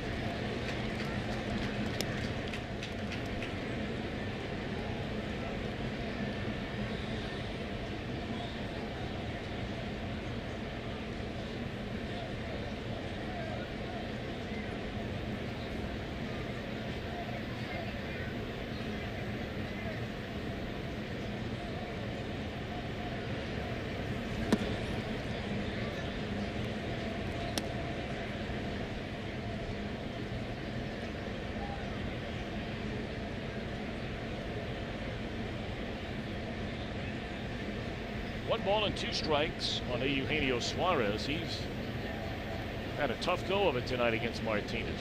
Struck out swinging in the 1st inning and then the tapper back to the mound. Still a ball and 2 strikes.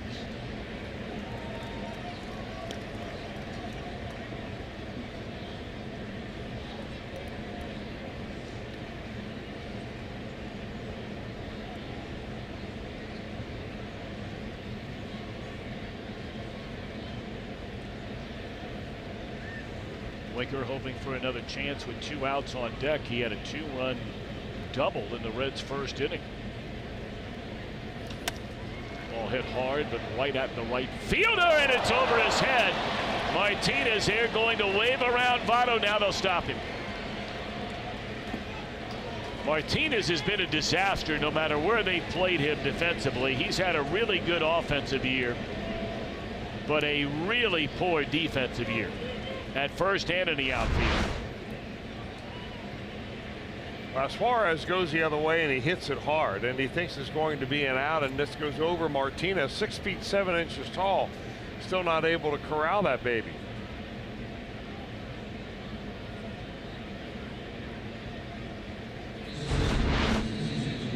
They're going to intentionally walk Jesse Winker to load the bases. Well, they know that Martinez is playing out of position. I mean, he plays first base better than he plays outfield. But Matt Carpenter can't throw, so they can't play Carpenter at 3rd. They have to play him at 1st, which means Martinez has to stay in the lineup somewhere with his bat, and right field's the spot. Second walk given up by Martinez, so now a big chance for Barnhart. He twice has bounced out to Wong at second base.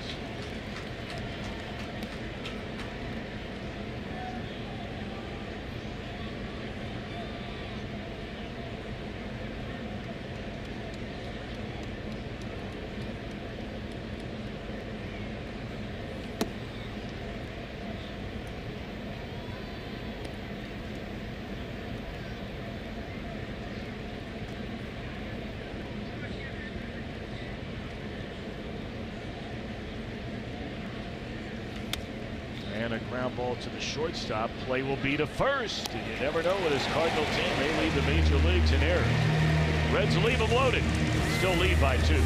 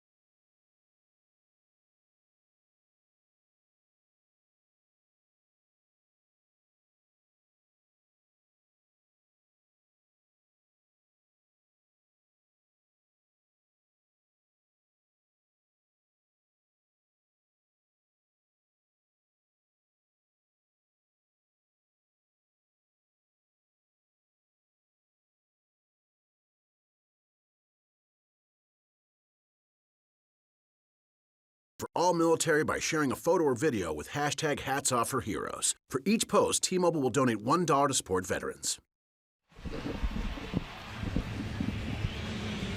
Sellout crowd per usual at Busch Stadium in downtown St. Louis. First of 3 leading up to the All-Star break. Reds will be off Monday, Tuesday, Wednesday, Thursday. And then really kick it off in big-time fashion with the Hall of Fame induction weekend right after the break. Pirates in town. Then these Cardinals come in for 3, and then a 4-game series with the Philadelphia Phillies. Tickets available. We invite you to come on down. Another very short outing against the Reds for Carlos Martinez. Dexter Fowler will bat for him. Boy, what a enormous disappointment this guy has been.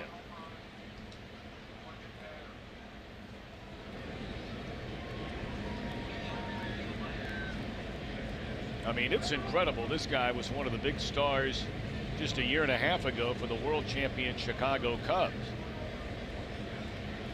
A 170 batter. And then we talked about the big story where the president of baseball operations on a podcast made the comment that he didn't think Fowler was playing hard. Been disappointed in some of the things he's seen in terms of running out balls and going after balls in the outfield, and then he had to apologize to Fowler about that. And now Fowler is just getting a spot playing time, and they are paying him a king ransom to join this team a year ago as a free agent. You just never know.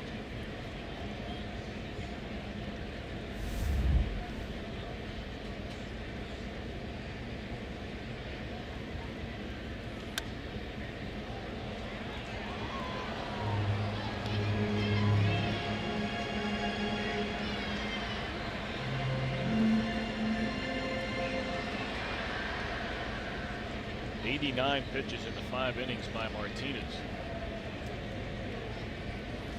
Harvey strikes out Fowler. And let's check in back in Cincinnati. What's going on around baseball? Our buddy Dan Hort. Hey, Danny.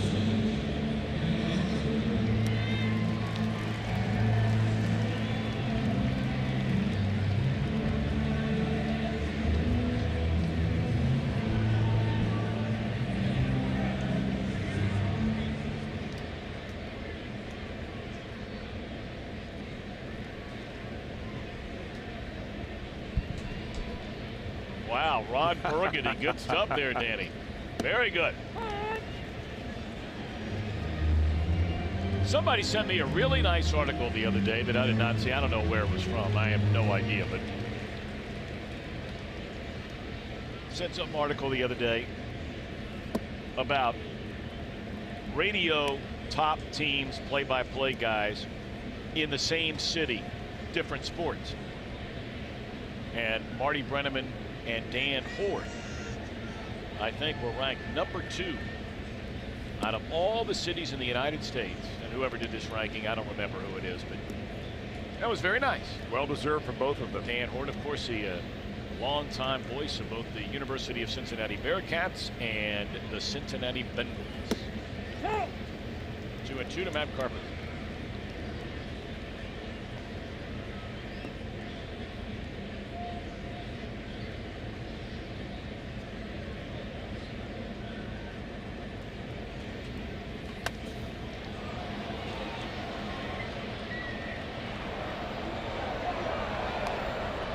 Waker coming in to get the pop-up by Carpenter. He's 0 for 2 tonight. And now a quick message from Miami Valley Gaming. Get ready to get lucky.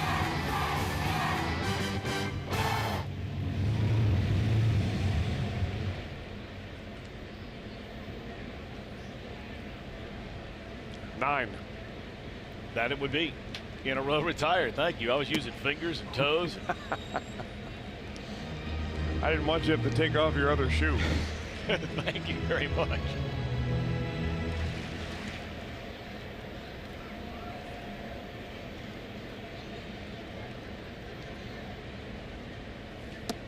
The last Cardinal to reach base against Matt Harvey was that 2-out walk to Carpenter in the 2nd inning. Struck out DeYoung, stranding 2, and nary a base runner since, and man, does he look good. Boy, good looking pitch right there. 96 on the outer part of the plate, and then a right-on-right changeup down and into DeYoung, and he just swings right over the top of it.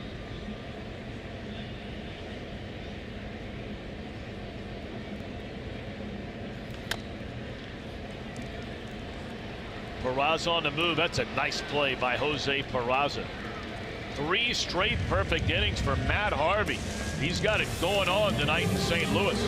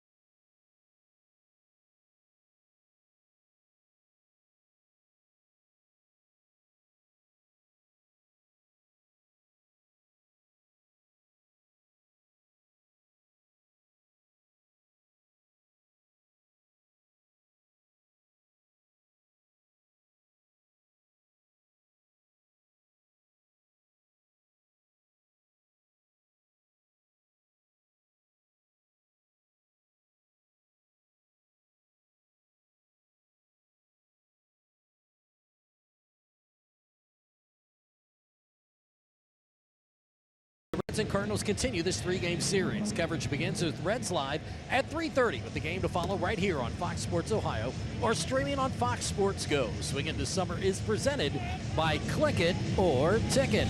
How about some minor league news and notes? First year rookie ball, Greenville. How about Jonathan India, the first pick for the Reds, 3 for 4, double homer, 3 RBI last night after starting the season 0 for 12, so he's starting to heat up. And the Dayton Dragons, Packy Naughton, 22 straight scoreless innings, 17 strikeouts, 1 walk in those 22 innings. And we heard Tom talk about the Louisville Bats, Erie Byron, whose 470th career hit with the Bats last night, passed Corky Miller for 5th in the Bats history. So nice note right there as he passes one of the all-time great bats, Corky Miller. Yes, indeed. Our main man, Corky. All right, so the Cardinals are now going to their bullpen, just activated off the disabled list. This guy's been around a long time. There was one point in time where Luke Gregerson was among the best setup pitchers in all of baseball pitching out in San Diego. He did, and he was also with the Houston Astros for a few years there as well. He's now 34 years old. He's been on the DL since mid-May with a shoulder impingement, and this is his first outing off the DL. In fact, they activated 2 veteran relievers. Gregerson, the elder, also of Tyler Lyons. We've seen him through the years. He was activated before the game today as well. So 2 veteran arms that have had very good careers back in his Cardinal bullpen, but how much they have left in the tank remains to be seen. Actually, I left off an injury there for Gregerson. Not only did he have a shoulder impingement, but while he was on the DL, he ended up having knee surgery as well. And he's dealing with some elbow soreness. Sounds like me. I was getting ready to say, that sounds like a 50. What'd you say it was, 34? Yeah. That sounds like 54. Into left center. Pham able to run it in.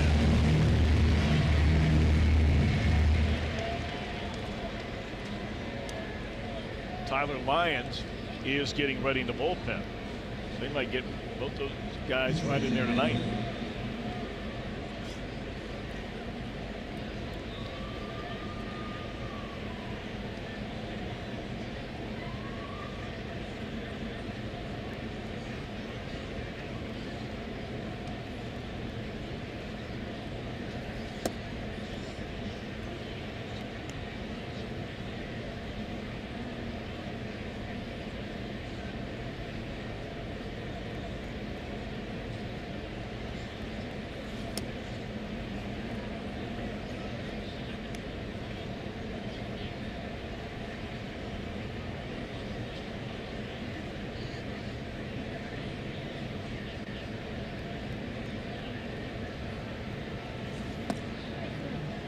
Wow, 3-0 on Matt Harvey.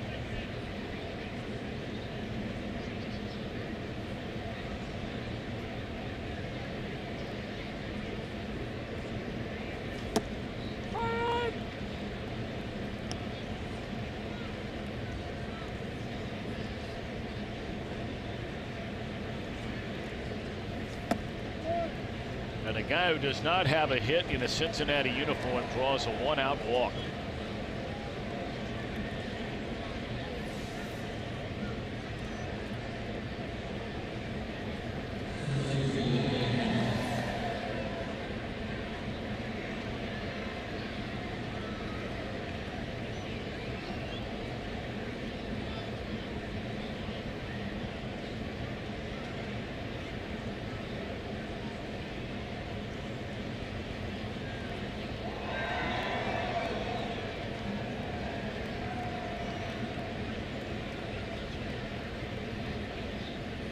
Now Billy in there, a strike.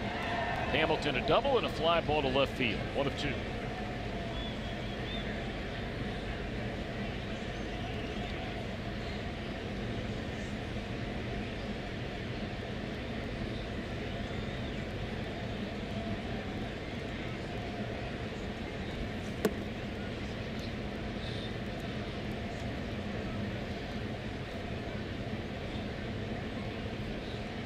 It is a final. The Pirates win their 3rd straight game, and the Brewers lose their 3rd straight, 7-3 the final. So the Cubs have a chance where they win out in San Diego to move into a tie with Milwaukee for first in the Central.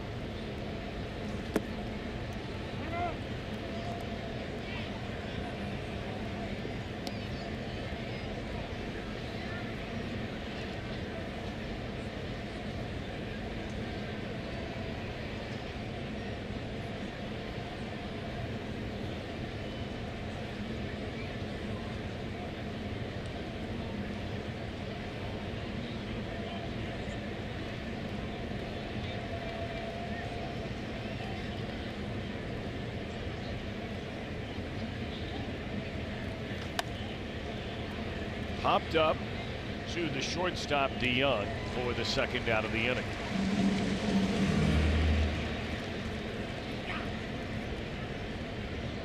Gregerson was always used as a setup man with the Houston Astros. That was excuse me, he was a closer in 2015 and 16, but they didn't keep him around in 17 to be a closer. So that's why he signed a 2-year deal here in the offseason with the Cardinals. Plagued by the long ball last year.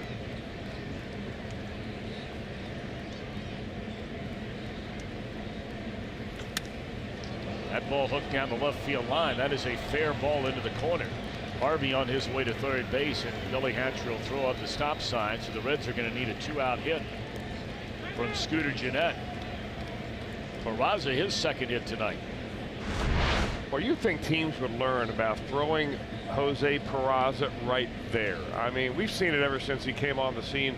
Spring training, the first time I ever saw him, Tom, it was a guy that just very quick bat on the inner pitch. I'm not giving away any trade secrets. People know this from watching film. But you just have a hard time getting a fastball by him on the inner part of the plate. He's got a very quick bat. Yeah, very reminiscent, as you pointed out many years ago, from Vladimir Valentin. I wonder where old Vladimir is. Let's look him up during the break. Our Skyline go to the bullpen break.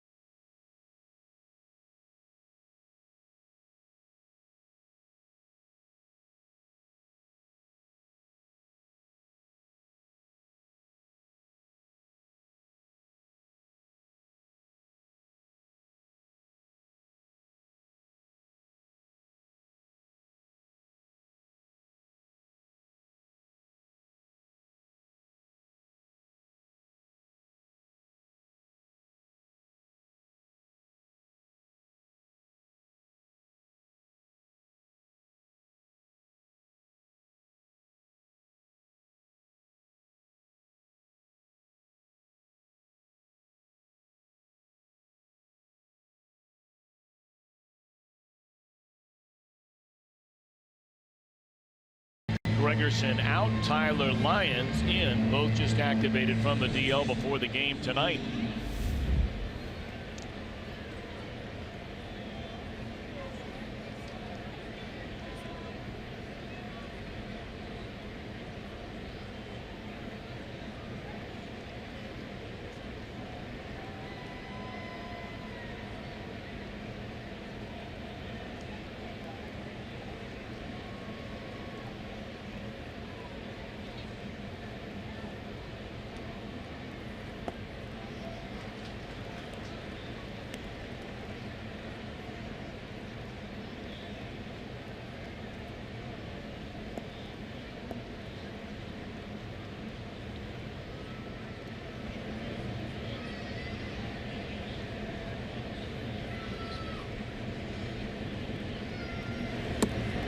One ball and one strike on Scooter.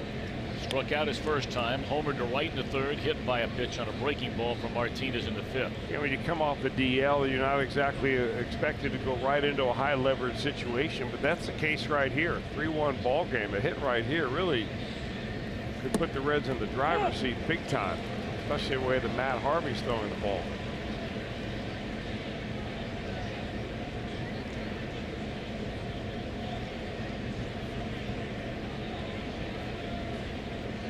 Jeanette this year against left-handers, a .317 batter with 4 home runs.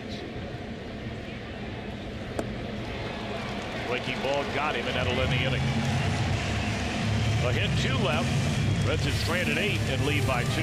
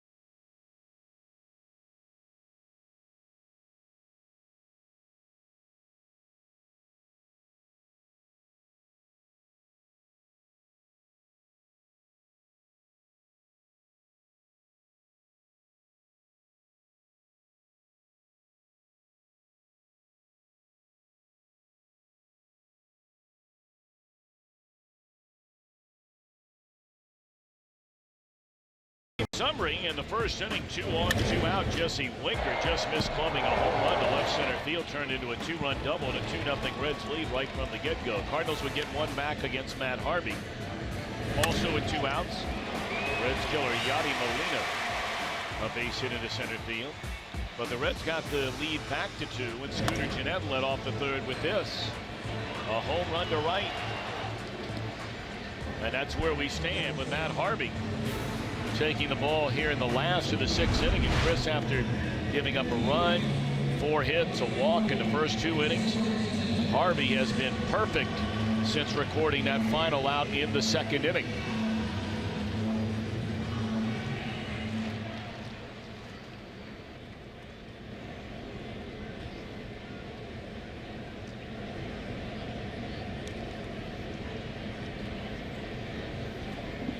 Well, once he got settled down, it's been mighty easy for Matt Harvey.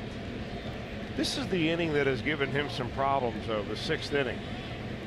He came within an out of a quality start his last time out, went 5 2/3 before being yanked out of the ball game. That game at the Wrigley Field against the Cubs. Same with the game before that at home against Milwaukee, 5 2/3.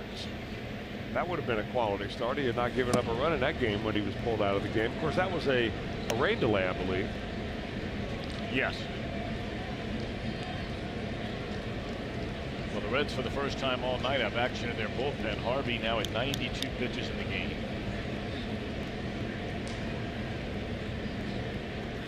And he started off Jose Martinez, who's 0 for 2 with a couple of strikeouts, 3-0. Well, they have not pushed him past really the 100 to 102 pitch mark. In fact, the most pitches Harvey's thrown in a game this year was in a game against the Cardinals.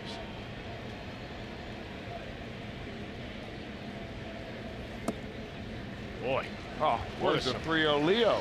Well, it has been a really hard to figure strike zone tonight from John Tumpane. Both sides. So that ends a string of 10 in a row retired by Matt Harvey.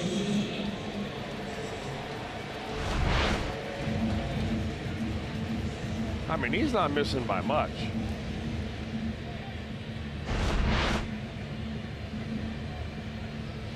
And that's going to be it. How about that? I think Harvey is in shock. Now you can tell he's a little bit disappointed. Not only in the walk to Martinez, but that he's coming out of this game That's the first base runner he's given up since the second inning.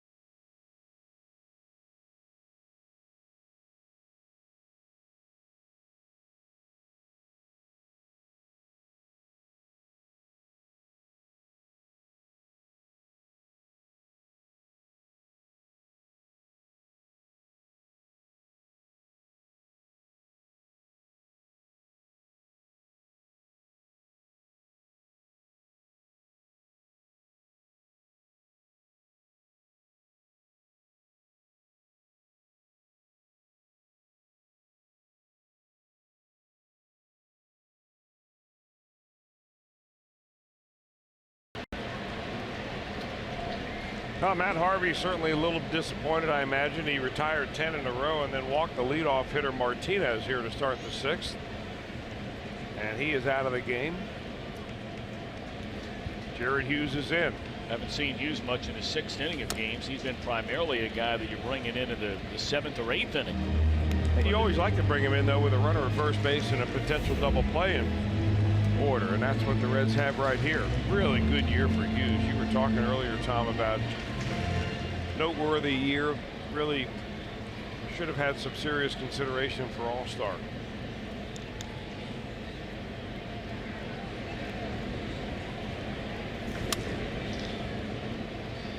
Funny sound coming off Ozuna's bat right there. Ball ran in on him. 0-2.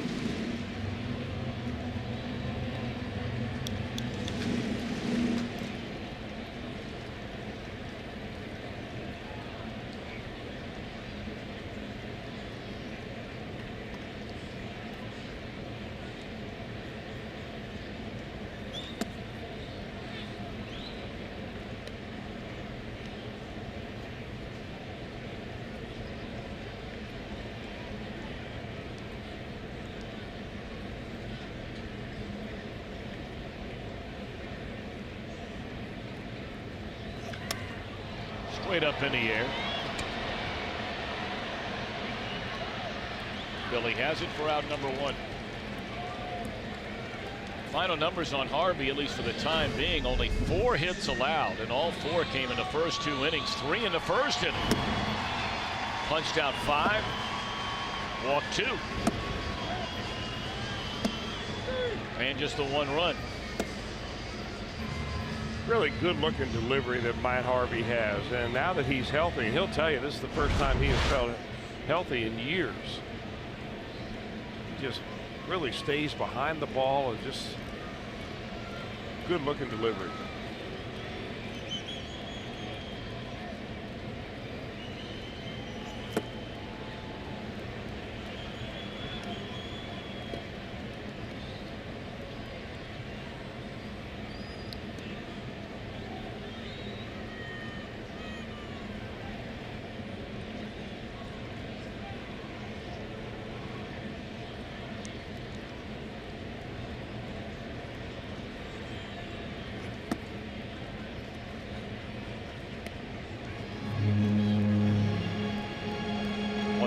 Strike on Molina. He knocked in the only Cardinal run so far tonight with that single to center in the first inning. He grounded to the shortstop in the 3rd, and Hughes would love a ground ball right at the shortstop Peraza right here and right now and move on to the 7th.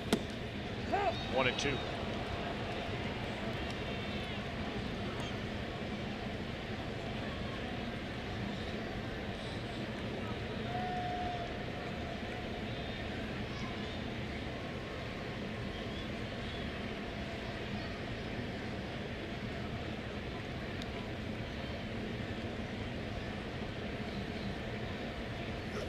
Struck him out on a high fastball for the second out of the inning.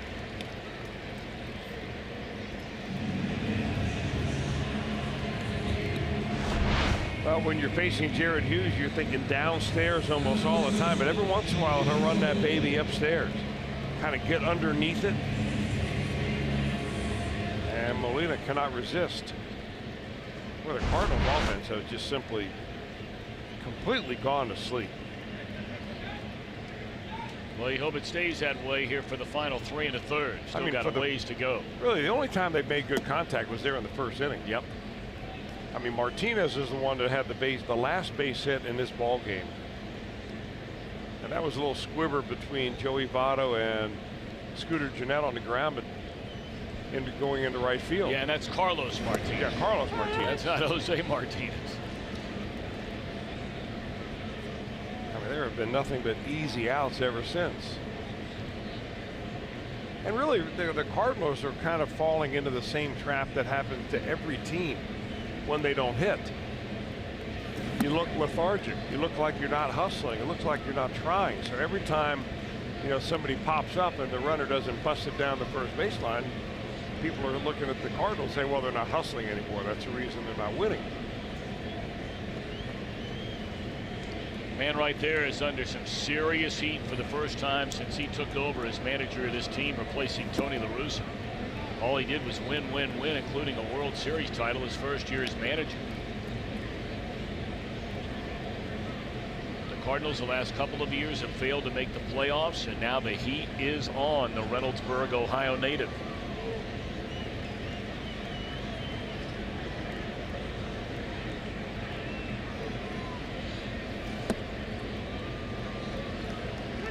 Yeah, there's no rebuilding here in Cardinal Nation. And you raise that bar of expectation. The same thing happened out in San Francisco. Winning world championships every other year 3 times.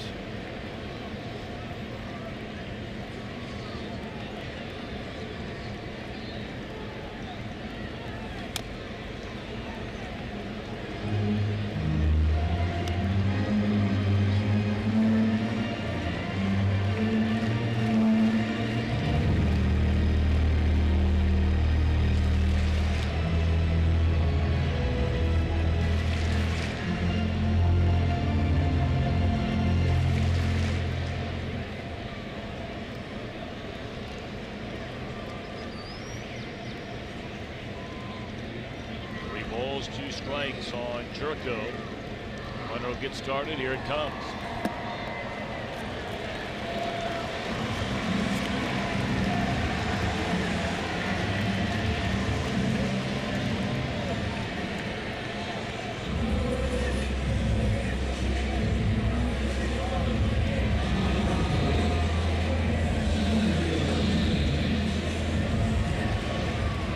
Retiring the first 2 batters after replacing Matt Harvey, a walk issue to Jerko. And now Tommy Pham, 0 for 2 tonight, 8 for his last 68. Tonight is the first time all year long they dropped him to the 7th spot in the batting order.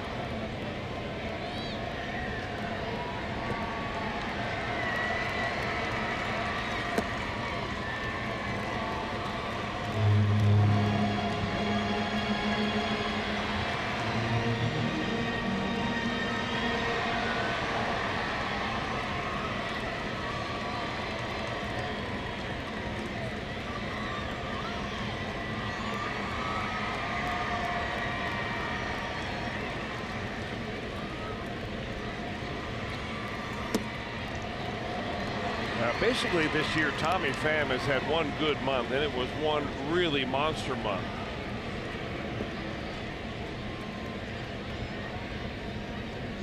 April 358. That's actually the best month he had by far. Every other month he's batted 195, 198, and here in July at 235. And you can see the problems he's having, kind of pulling off the ball, stepping a little bit towards the shortstop instead of right back to the pitcher, shoulder flying open.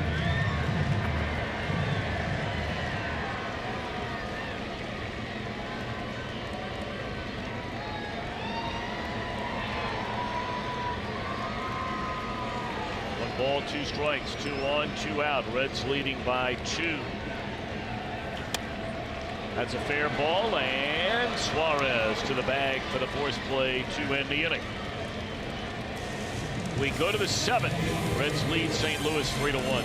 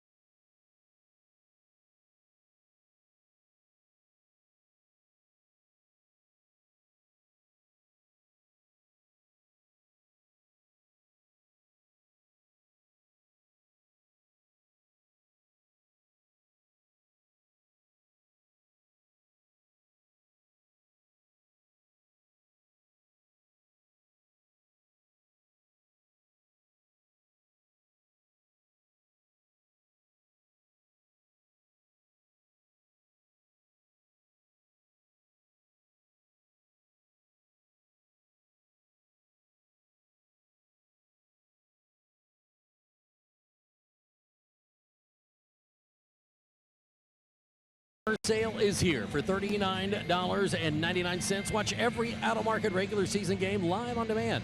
Your subscription includes MLB At Bat Premium, allowing you to watch live baseball on your favorite supported devices. Blackout and other restrictions apply. Visit MLB.tv to take advantage of this sale. Homer Bailey tonight, pitching for the Louisville Bats, goes 6 innings, gets up 7 hits, 4 earned runs, 3 walks, 10 strikeouts. Through 100 pitches, gave up a double and triple in the game, but 100 pitches, 65 strikes. For Homer, he'll get 1 more start in 5 days, and then he has to be back with this team by the 22nd, Tom. But they just had you on a scoreboard. Did you know that? No, sir. I don't know what they were doing. If they were doing one of those deals where they go around a ballpark and show Cardinal fans, then they show somebody affiliated with the Reds. I don't know. But they just had your good-looking mug up there on the scoreboard here at Busch Stadium in front of about 45,000. Still looking good down there, big boy. Do I win anything for that? I don't know. Good question. It'd be nice. I mean, it looks like you have a couple of Reds fans sitting down there behind you. We right? actually do. They're from Fairfield, Ohio. Okay. Actually behind us. Big Fairfield, Ohio Reds fans made the trip. Oh, yeah. I remember when they had Ben Hubbard as their head football coach back in the late 80s, won a state championship out there at Fairfield. Big league coach.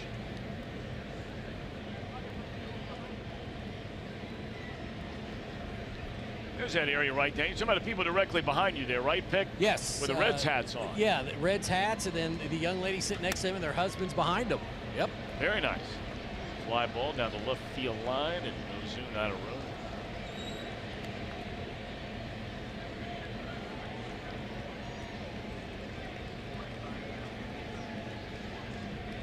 So Lions still in there. They have a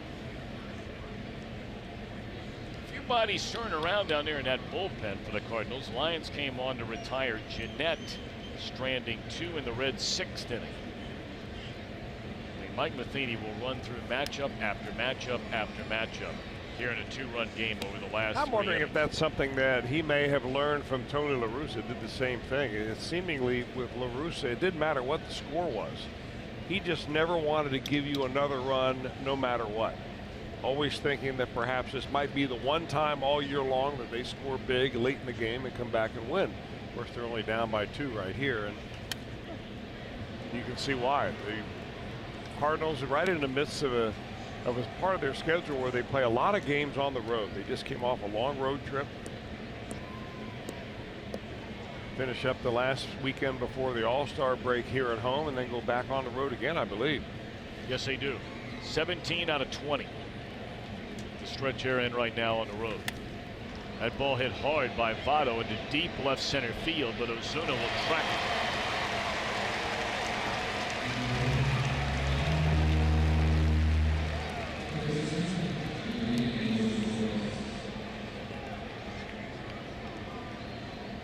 Tui Vailala getting loose in the bullpen. In fact, he's ready to go if they need him.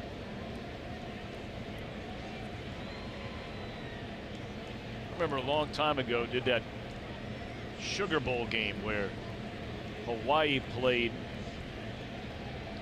the University of Georgia. And obviously Hawaii with a ton of Hawaiian-born players. And in Hawaiian names or Samoan names, you pronounce every single vowel, no matter what. That ball ripped into left field by Eugenio Suarez, and he has his second straight double.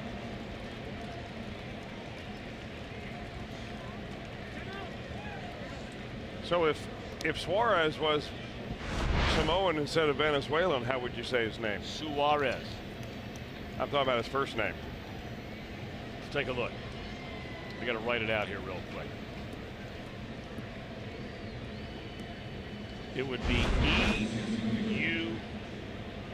Eugenio or Genio. I'm not sure which. Depends on how that would work. I'm not sure how it works. Are we going to start doing the Harry Carey thing now? I where we was do just names thinking about backwards? the Harry Carey. Here's Jesse Winker. It's a big run out there at second base for the Reds if Winker can get him in.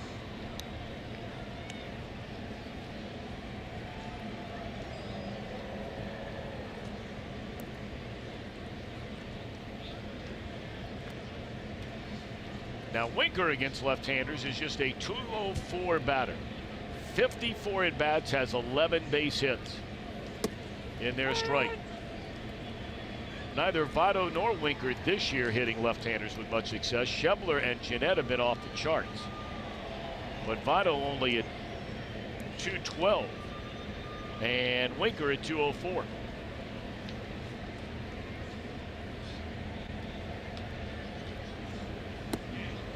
So when do people start the conversation about Jesse Winker and the Rookie of the Year award?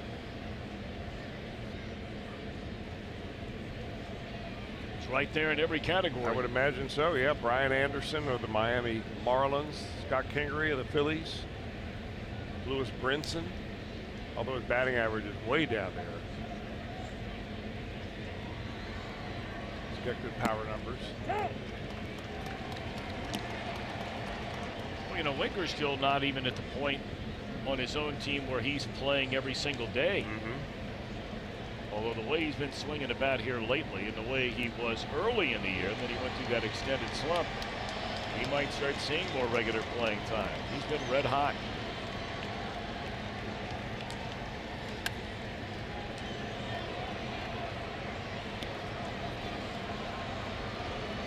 Well, if you rate those four players just by OPS, Winker gets the nod.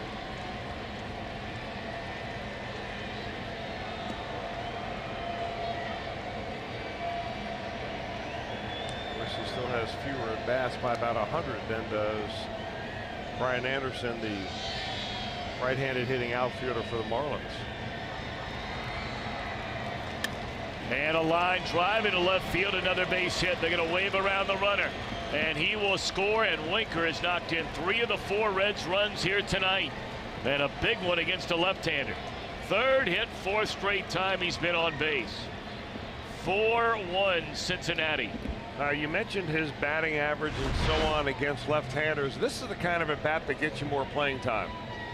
I've always thought that left on left, the hitter becomes a high ball hitter. And I think Winker likes the ball down more than he likes the ball up, except when he's facing that southpaw. Takes it into left field, drives a big run in there, and it's a 3-run game.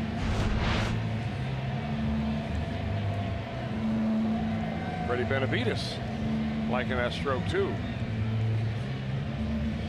2/3 of an inning, 2 hits and a run so far for Lions.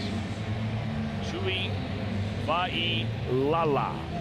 We'll call him Sam.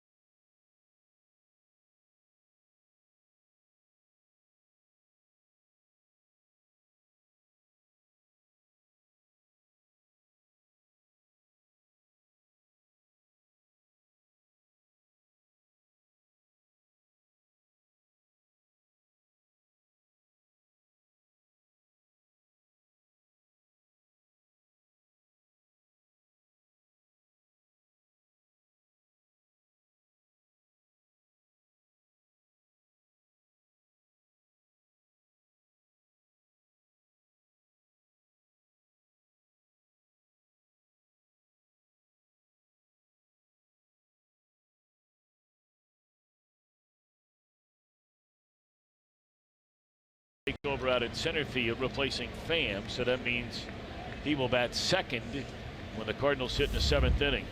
Jesse Winker, a huge run batted in to make it a 3-run lead. Tui Vailala takes over on the mound. By the way, Winker 4 times on tonight pushes his on-base percentage to over 400. Votto, Winker, and Suarez each over 400 on base percentage. The last time the Reds had 3 guys over 400 at the same time, the bicentennial year of 1976. Rose, Morgan, Griffey. Been a while. Impressive. That was the year the 7 were named to the All-Star game.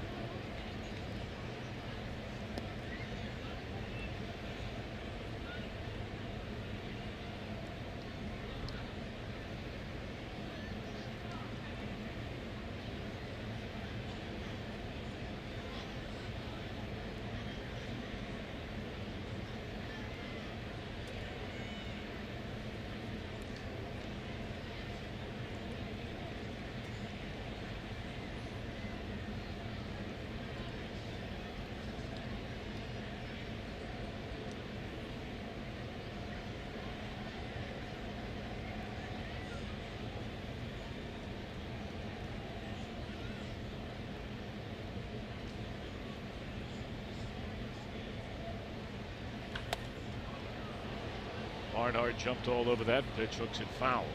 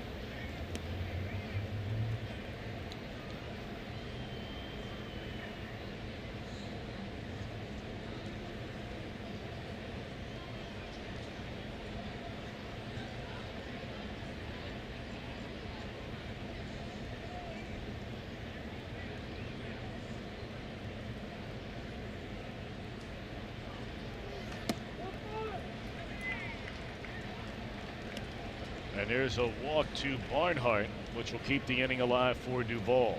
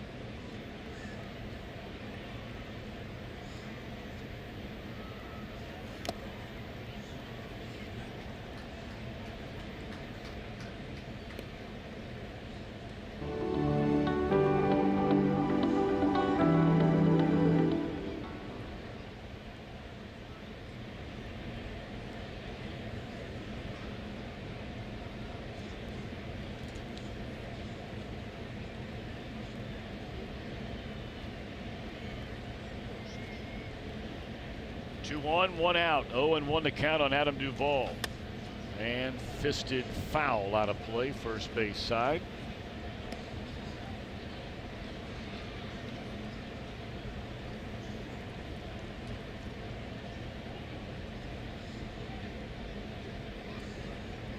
That's where Duvall really has made his money this year. He has 31 runs batted in of his 57 from the 7th inning on this year.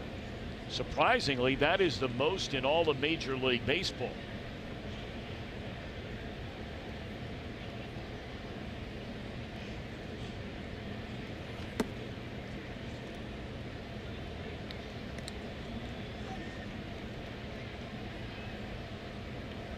Scott Schebler stands in the on-deck circle.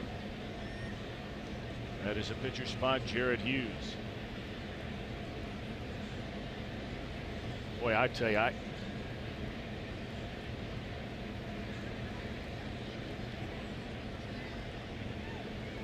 Hughes works an inning and a ground ball pulled foul wide of third. And of course, he's not been replaced officially yet.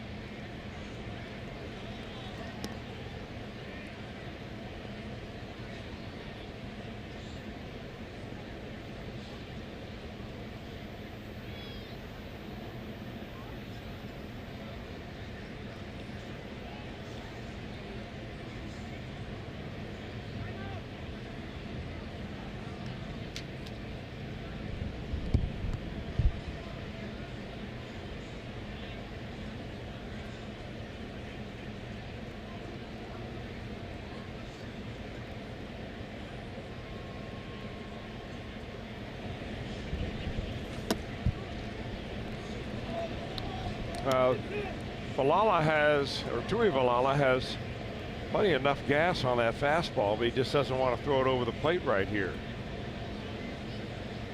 He would probably like to elevate it to Duvall. Duvall likes that ball a little bit more down in the zone than up.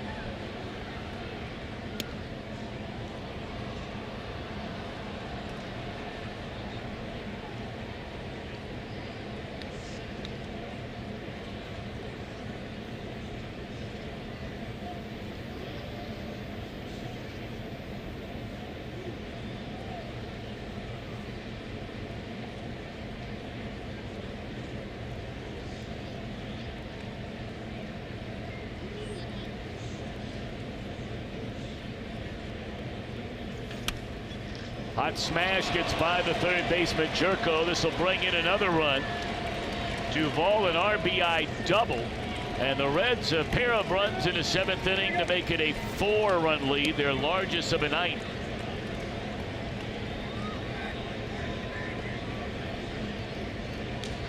These add-on runs take the pressure off of everybody. The bullpen, the manager, and you go up to the batter's box just feeling a little bit more free and easy. And that's what I presume will happen right here. It looks like that Shebler was in the on-deck circle, right? And they took him down, and that'll be Dilson Herrera. Herrera made one start a couple of nights ago, and now the Cardinal pitching coach is going to come out. I'm sure they'll give a scouting report on Herrera, just called up over the weekend.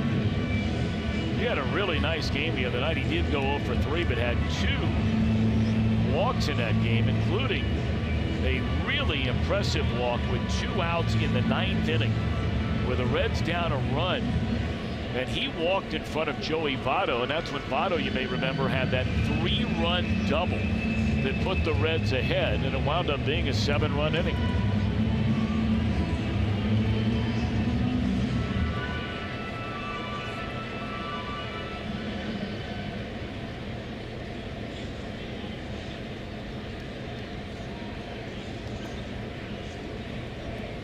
The Cardinals going to try to keep it within slam range, and that means they bring the infield in right at the edge of the grass.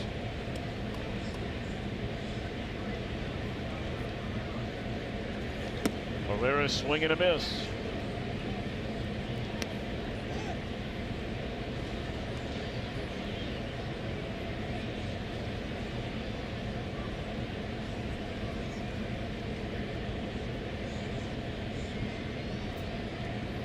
Runners at second and third, and Herrera looking for his first base hit and or first RBI as a Cincinnati Red.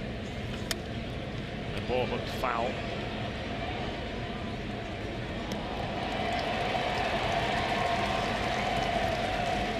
How about that? It's one of the reasons they give away that hat tonight.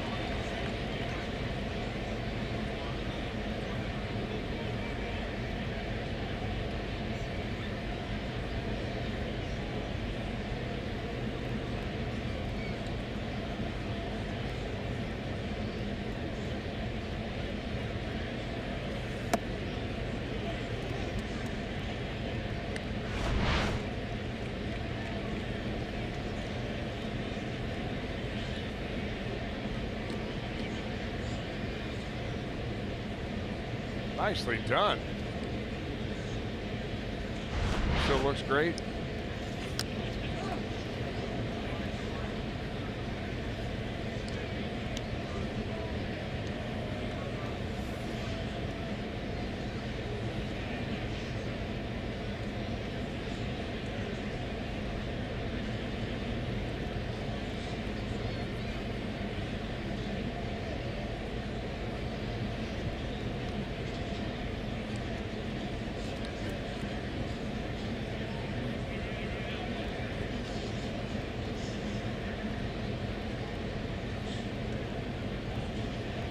One and two on Herrera,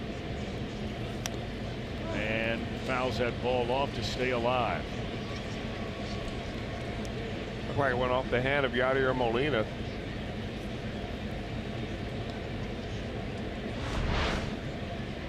Watch the reaction here from Molina. Not the hand after all.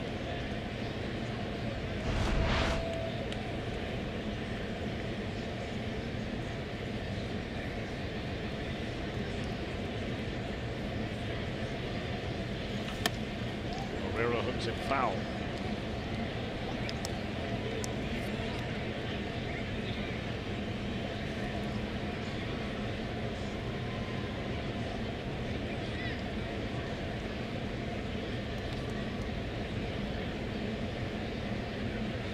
Four straight Reds have reached base here in this inning.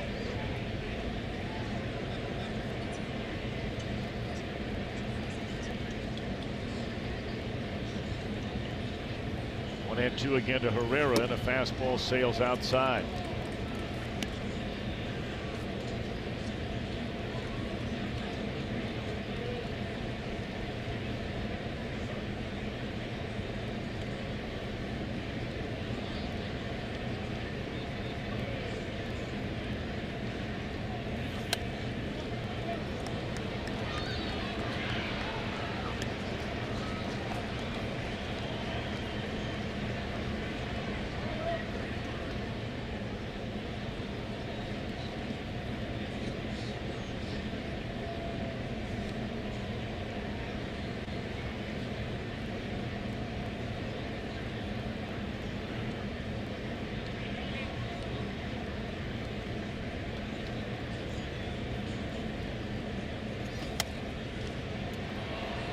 Popped up into foul ground and got a Romas Carpenter. It'll stay 2-2 on Nielsen Herrera.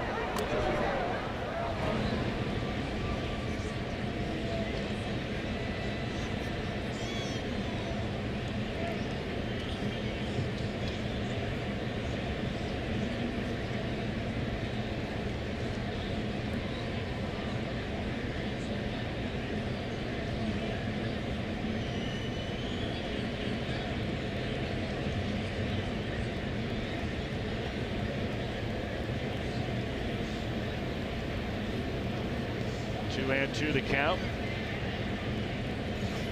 And now 3 balls and 2 strikes.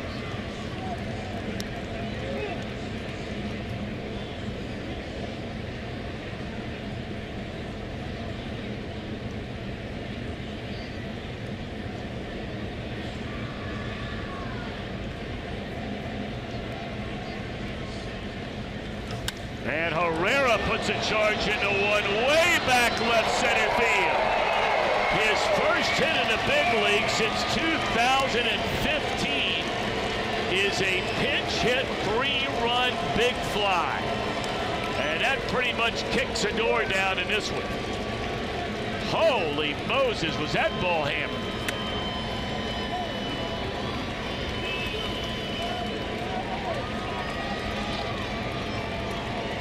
Well, he was in that batter's box long enough to seem like it was several at-bats. He fouled off pitch after pitch from Sam Tuivailala until he finally got one that he could handle it, and boy, did he ever.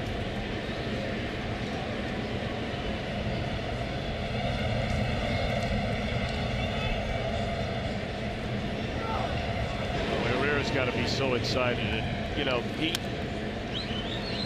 he is so well liked by so many people that have had a chance to be around him. I had a long talk the other night with Ted Power, who of course, you know, was at AAA until a year ago, and Herrera had been down there the last couple of years, a lot of injured years for Herrera, and was just talking about what a terrific kid he is and a hard worker, and how he's just been so disappointed with all the injuries that have kept him. I mean, let's remember, this is a guy who was in the big leagues at 20 years old. Yep. That's how much the New York Mets thought of him. That's 4 years ago.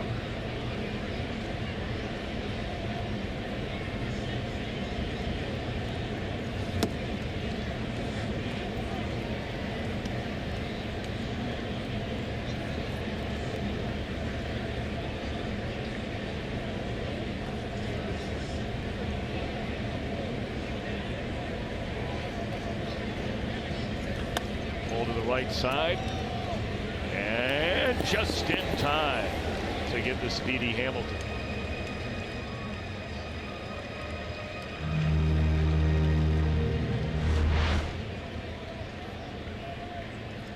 Boy, got a pitch up out over the plate.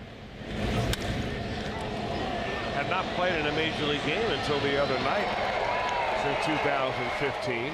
Had good numbers at AAA when he was down there this year. Hit 297, 7 home runs, 27 driven in. And he gives you a little pop off the bench now.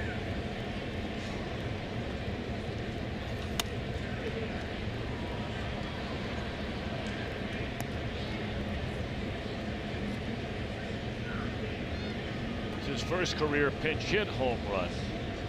And that was an 11-pitch at bat by Nielsen Herrera.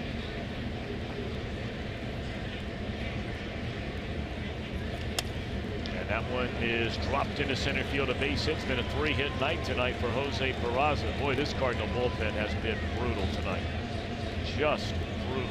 Well, you can look at it that way, or you could look at it like if the Cardinals needed any proof that this was not the same Reds team that they faced earlier this year, they're getting it tonight. Mike Matheny is wearing out a path between that dugout and the pitcher's mound. Reds have scored 5 here in the inning. And the right-hander leaves, having retired 1 batter. Cecil will come on with 2 away.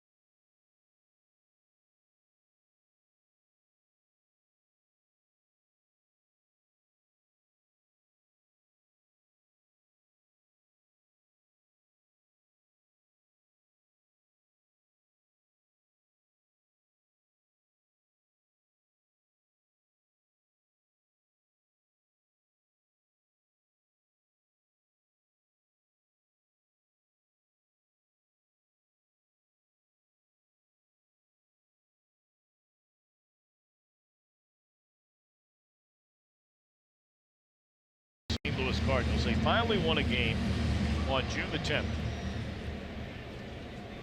And that would start a run for the Reds, where they have by far the best record among all teams in the Central Division. Trying to go to 20-9. And they have an 8-1 lead. We are just in the 7th inning.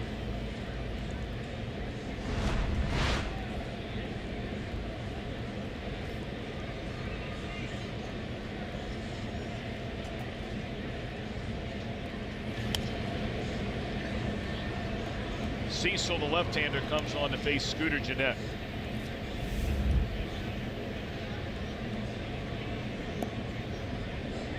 Second year of a 4-year deal for Brett Cecil, coming over as a free agent from the Toronto Blue Jays.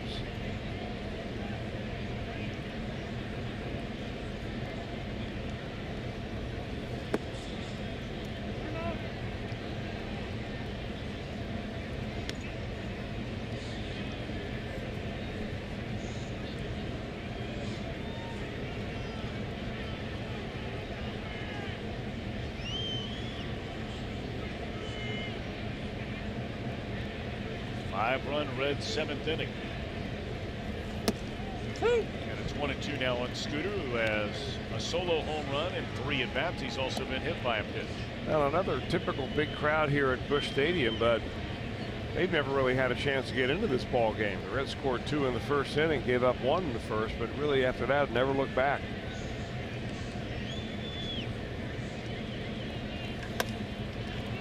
Line drive caught by Wong. 9 men come to the plate. Highlighted a 5-run inning. First hit as a Red for Dilson Herrera. How about that? 3-run pinch hit home run. Good for him.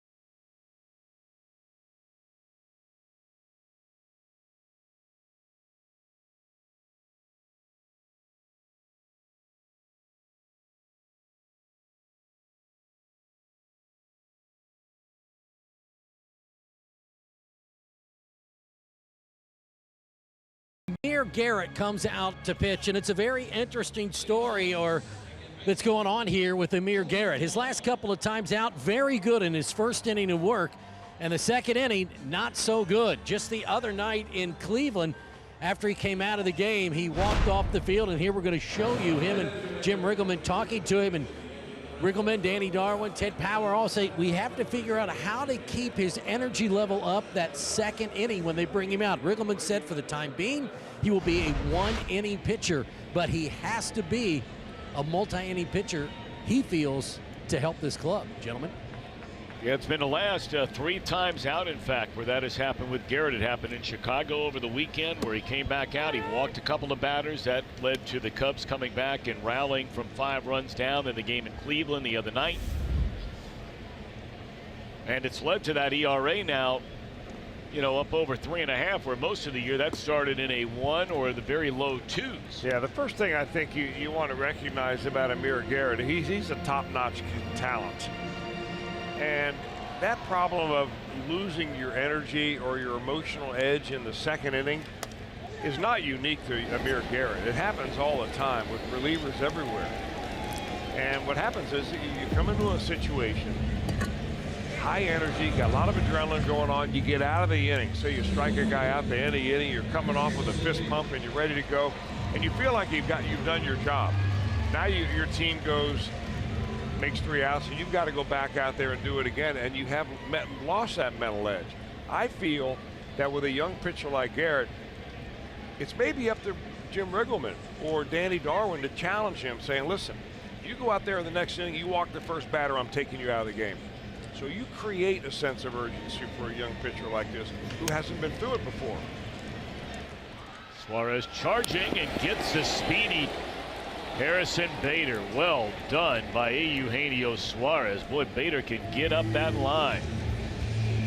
Quick outs for Amir Garrett. Now that's one reason why they think Bader can be such a good defensive player, because he can really run. Good stretch by Votto, you needed it.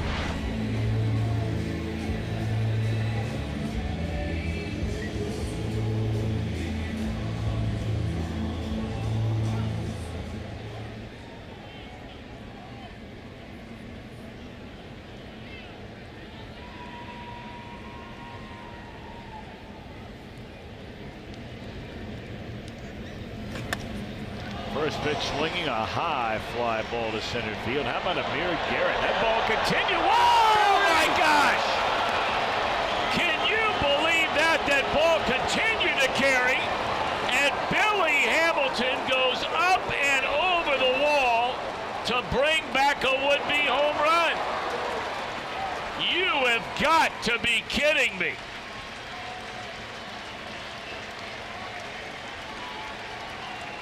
That looked like a routine fly ball to center field that never stopped carrying.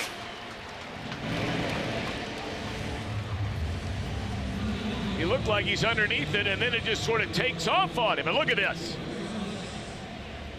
Wow. Yes, sir. Guy's unbelievable. And this guy's never won a Gold Glove. Are you kidding me?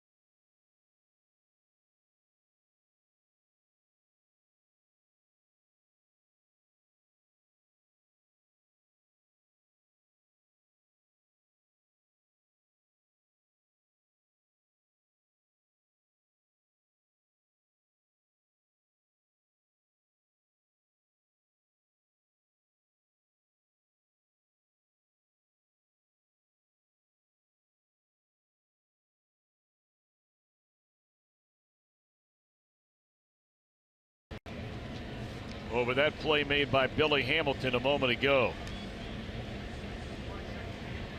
Wow. Cecil still on the mound. And a new catcher takes over for St. Louis. Francisco Pena replacing Yadier Molina. Votto to be followed by Suarez and Winker. And that's out number 1 here in the Reds' 8th inning. Look at this. You'll see it all night long.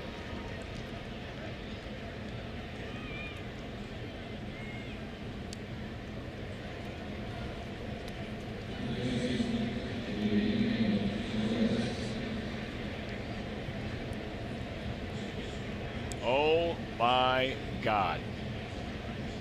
Unbelievable.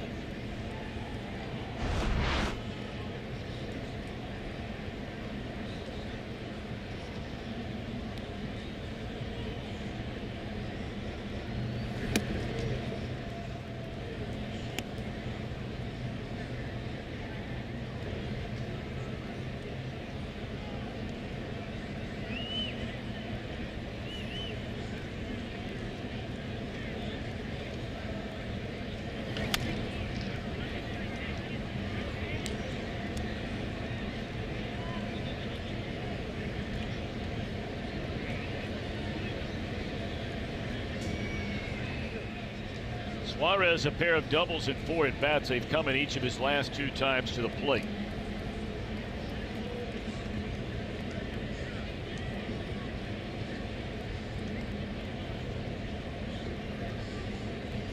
Michael Lorenzen throws now. I believe that's who that's getting loose out there in the bullpen. It's a long ways from where we sit here on the 3rd level of Busch Stadium. Yes, it is Michael Lorenzen.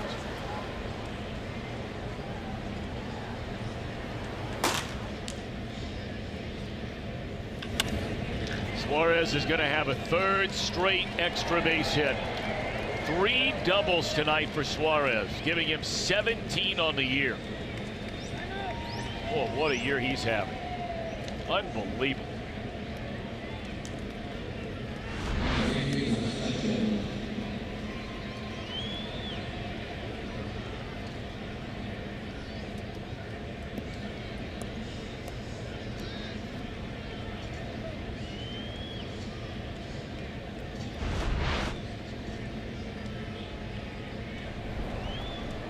Talking about that grab. It's funny there momentarily. It looked like Hamilton had just stopped and was almost ready to camp underneath it. And then all of a sudden had to shift gears. His ball is ripped into right. This will go into right field. Schebler, his first at bat, an RBI single.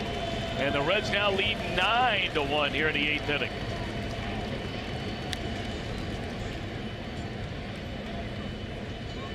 Reds are pouring it on the Cardinals here tonight. And they're not just dropping them in there either. They are hitting shots. The gapper by Suarez, or one ripped over the head there of the right fielder, that time by Schebler off a left-handed pitcher.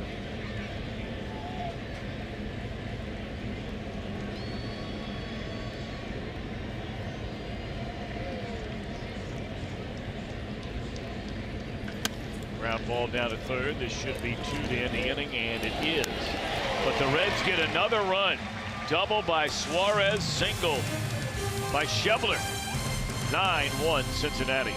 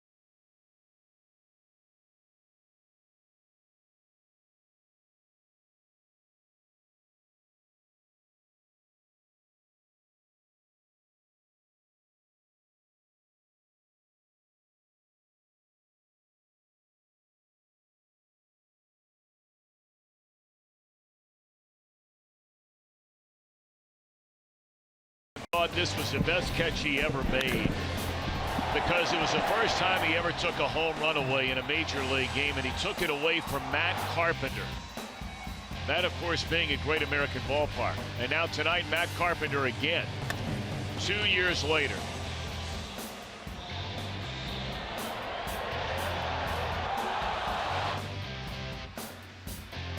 That will be seen morning, noon, and night.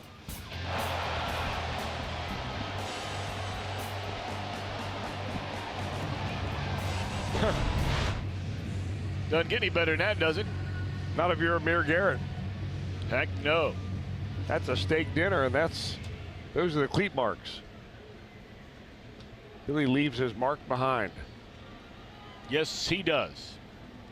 Michael Lorenzen now takes over on the mound. Bottom of the 8th inning, all Cincinnati tonight after that 5-run 7th. It's a 9-1 game.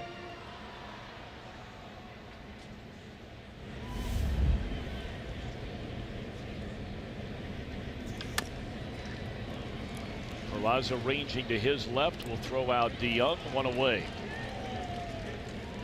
Saturday, July the 21st, we told you the Hall of Fame induction ceremony before the game, and the first 20,000 fans through the gate get a Reds cap. Presented by Fox Sports Ohio. You can be there for as low as $12. Visit Reds.com.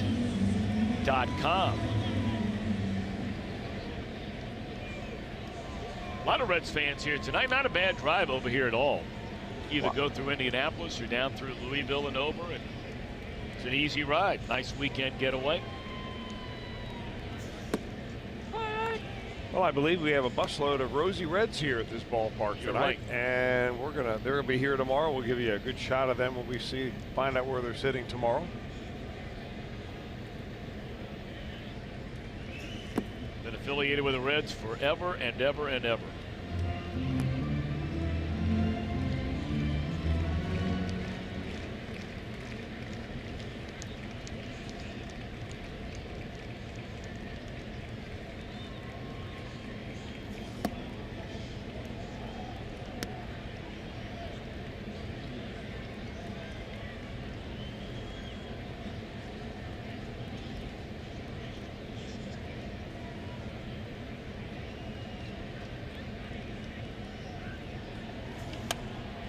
Foul out of play by Martinez.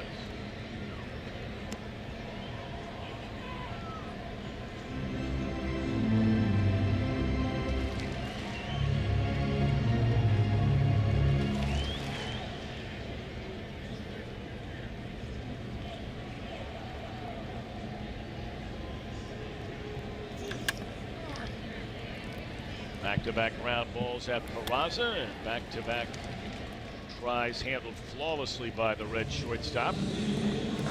First two set down by Lorenzen here in the St. Louis 8th inning.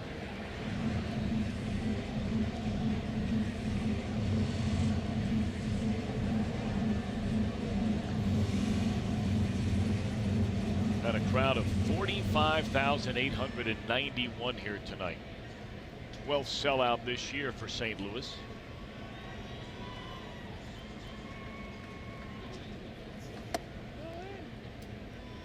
You know, they may not be selling out every game, but the attendance numbers, I mean, I think it's safe to say that any franchise in baseball would love to have the attendance numbers of the St. Louis Cardinals. There might be one or two just because the stadium is bigger. Yankee Stadium, Dodger Stadium. Liner into left, inning is over. 1, 2, 3, 4, Lorenzen. Go to the ninth. Reds lead 9-1.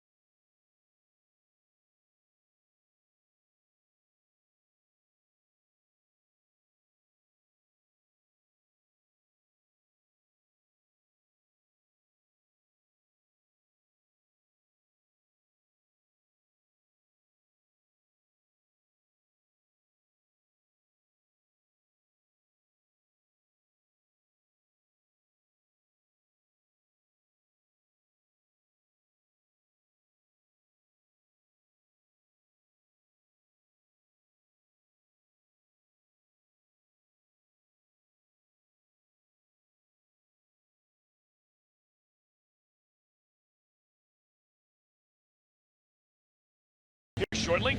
Checking in with you on Reds Live right after the conclusion of this one here tonight. We're in the 9th inning. And the Cardinals have brought in yet another pitcher. Greg Holland.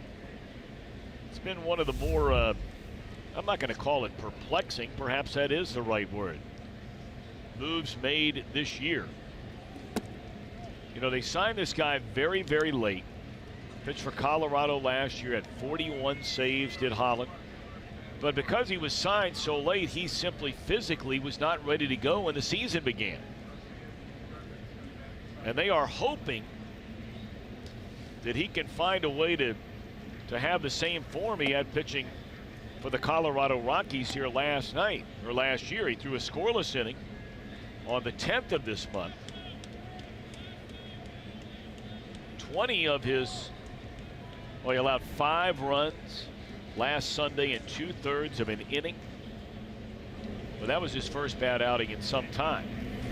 We'll see how it plays out for him. There's 22 games overall with a hip impingement, they called it, prior to the DL. That ERA was up over 9. He had a couple of losses, but it's been a lot better since coming back outside of that one game last weekend.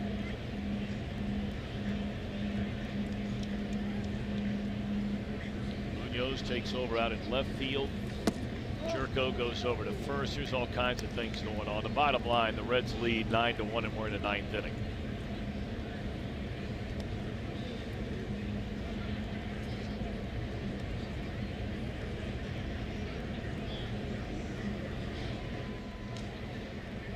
Three and one on Adam Duvall.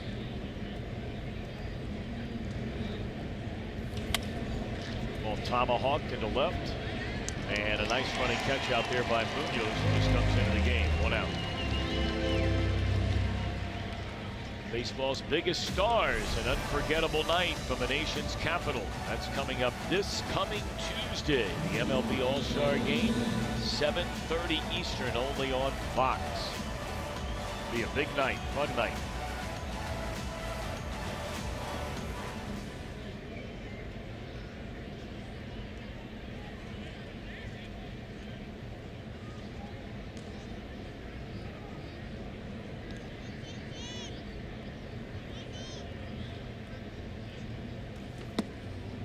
Michael Lorenzen will bat. Just go ahead and try and finish things off in the bottom of the 9th inning. Of course, he can swing the bat a little bit too. 3 home runs in 9 at-bats this year for Michael Lorenzen.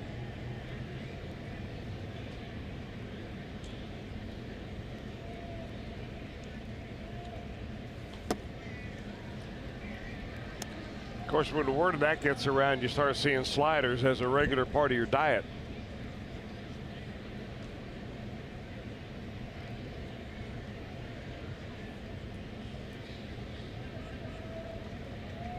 Well, they just may let Lorenzen hit and bring on Austin Bryce, who was just brought back up for Tanner Rainey. Boy, that's a rocket right at the second baseman. Say, I'd love to see Lorenzen. I'd love to see him get some time in the outfield this year. And get 4 at-bats a game for a little while and see what happens. I am convinced he is one guy that could do it both ways. Oh, well, there's no doubt about it. All right, well, if that's the case, then why don't you try it? Well, I mean, if by trying both, though, do you begin to subtract from both a little bit? That's the question. Yep.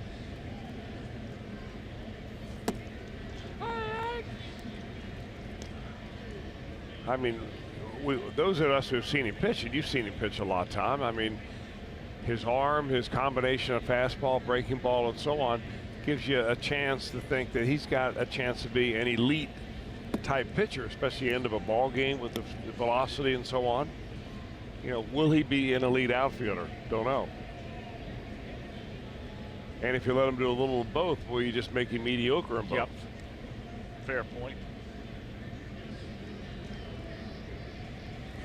But there's really no way of telling that until you get him out there to do it. Well, that's exactly right. He's game for it, I'll tell you that. There's no doubt about that. That guy's a gamer, man.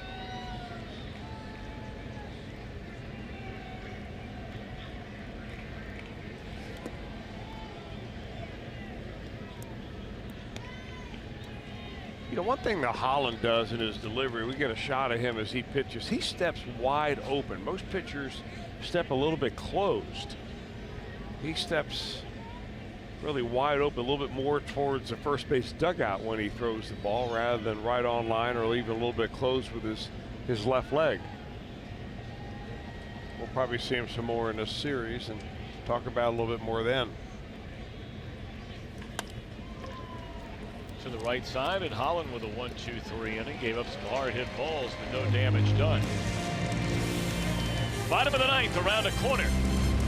All Reds in a series opener.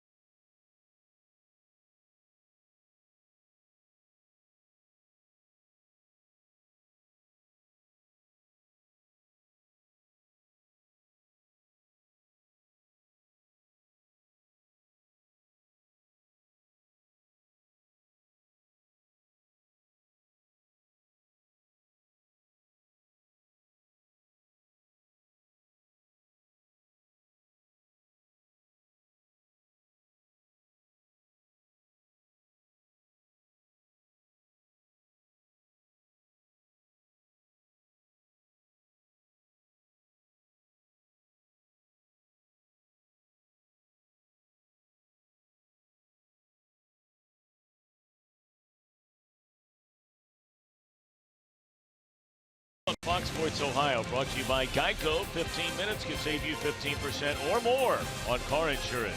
And by Toyota. For over 30 offers, visit buyatoyota.com. Toyota, let's go places. Reds Live, presented by Ray St. Clair Roofing, comes your way 30 minutes before the start of every game on Fox Sports Ohio. Tomorrow, an afternoon tilt. Reds Live comes your way at 3:30. And we invite you to join us.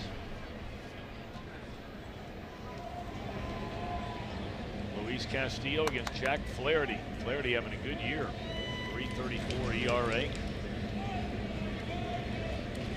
Reds are getting the three best Cardinal pitchers, at least the guys that have pitched the best. Pena leads off against Austin Bryce, who's back up from the minor leagues, and that's a quick out. Good to see Bryce back up here. Nice kid. Healthy again. I think that made a lot of difference, really. He just could not get extension with his arm. It was kind of cutting everything off a little bit. And his number, he didn't really make a big deal out of it, and they didn't hold him back. They sent him out there through a lot of ball games and just couldn't pitch the way he can. I'll tell you, Reds pitching tonight has just been extraordinary. The Cardinals had 3 hits in a run in the first inning. A 2-out single by Yadier Molina. In the second inning, Harvey got 2 outs, and then the pitcher, Carlos Martinez, hit a bouncing ball to the right of Votto, to the left of Jeanette, that turned into an infield hit. That was the last hit the Cardinals have in this game.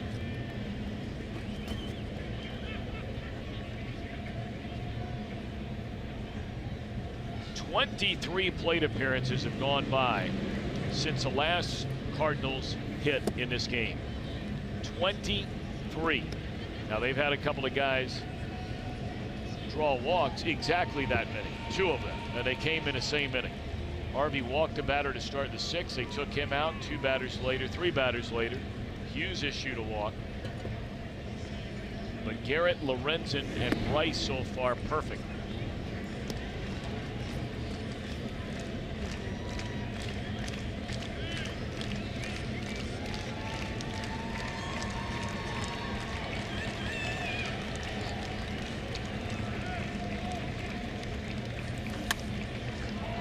net.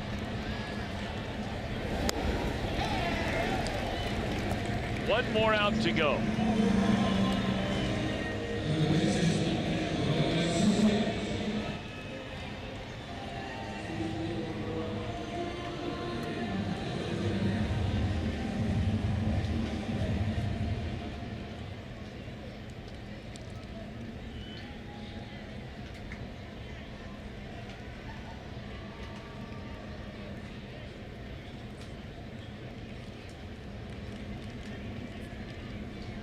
Greg Garcia looks at ball one low.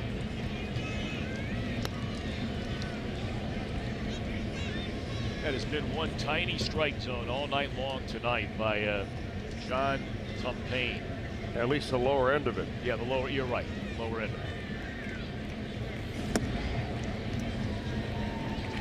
it. What a way to start this series. I mean, the Reds have had sand kicked in their face by this Cardinal team for a long time. You can call it whatever you want to call it. That's exactly what it's been. Reds finally got a win that last game in Cincinnati. Talked about how well they have been playing since that day, by far better than any team in the division. Dielson Herrera, what a night for him. A pinch hit, 3-run home run. His first hit in the big leagues and his first home run in the big leagues since 2015. He's a 20-year-old with the Mets.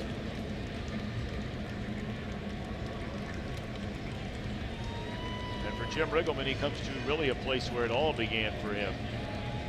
And, you know, the last time the Reds were here, those were the first 3 games of his managerial career with the Reds. Yeah. And the Reds were swept in that series. Well, of course, he spent more time professionally anyway with the St. Louis Cardinal organization than any other organization. As a player, a coach for a long, long time. Went all the way back to the days of Whitey Herzog.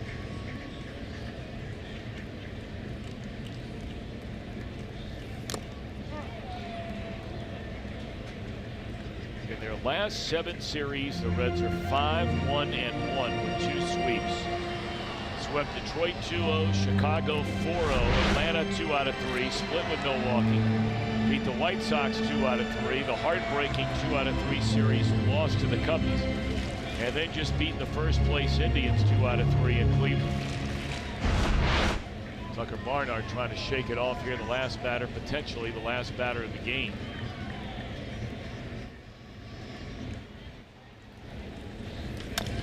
And it should be. Peraza.